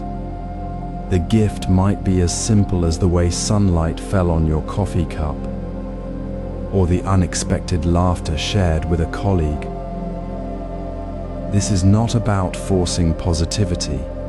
It is about training the eye to see the richness already present in the unfolding moment. When we make space for these small surprises, we shift from seeing uncertainty as a threat to recognizing it as the very medium of life's beauty. The journal becomes a map of how life gently offers itself to us, again and again, if we are willing to notice. It reminds us that the next moment, however unexpected, is not a danger, but a new opportunity to be fully here. We stop grasping for a fixed point in the river and learn to trust the current, knowing that even the smallest ripple holds the potential for peace. With acceptance, we find peace in the very flow of life. As you breathe now, notice the quiet space between thoughts, the space where the rain outside the window continues its gentle fall, yet the window pane remains still. This is the stability we seek, not as a fixed point, but as the calm that arises when we stop fighting the river's current. In the previous moments, we learned to see challenges as temporary shifts within life's constant flow, like spilled tea drying on the table, not as permanent threats demanding resistance. We discovered that life's unpredictability is the vibrant thread weaving beauty into ordinary moments, not a flaw to be fixed. Now, we move deeper into the heart of this understanding. Stability isn't found in holding on to what is, but in the gentle awareness of what is here, right now, without grasping or pushing away. It is the quiet recognition that beneath the surface of every thought, every shifting circumstance, there is a deep stillness, like the calm surface of a pond reflecting the falling rain without disturbance. This stillness isn't created by stopping the rain. It's simply noticed when we stop trying to control it. Imagine sitting by a window as raindrops trace paths down the glass. The drops arrive, fall, and disappear, yet the glass remains. You might feel the tension in your shoulders as you watch the storm outside, perhaps worrying about the day's plans. But as you soften your gaze and simply allow the rain to be rain, without judgment, without the need to fix it, something shifts. The tension in your shoulders begins to ease. You notice the quiet rhythm of your own breath, the steady beat beneath the surface of your thoughts. This is the stillness beneath the surface, always present, always available. Not something you build, but something you awaken to by releasing the struggle. It is not a place you go, but a quality you recognize within the very movement of life itself. So as you sit here in this moment, ask yourself gently, where do I feel stability within my current change? Perhaps it is the steady rhythm of your breath as the world around you feels unsettled. Maybe it is the quiet strength in your hands as you hold a cup of tea, feeling its warmth, knowing the cup will be empty soon. Yet the warmth remains real now.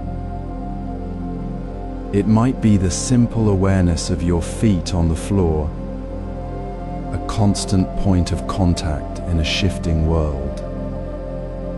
This is not about ignoring the change. It is about finding the ground within it.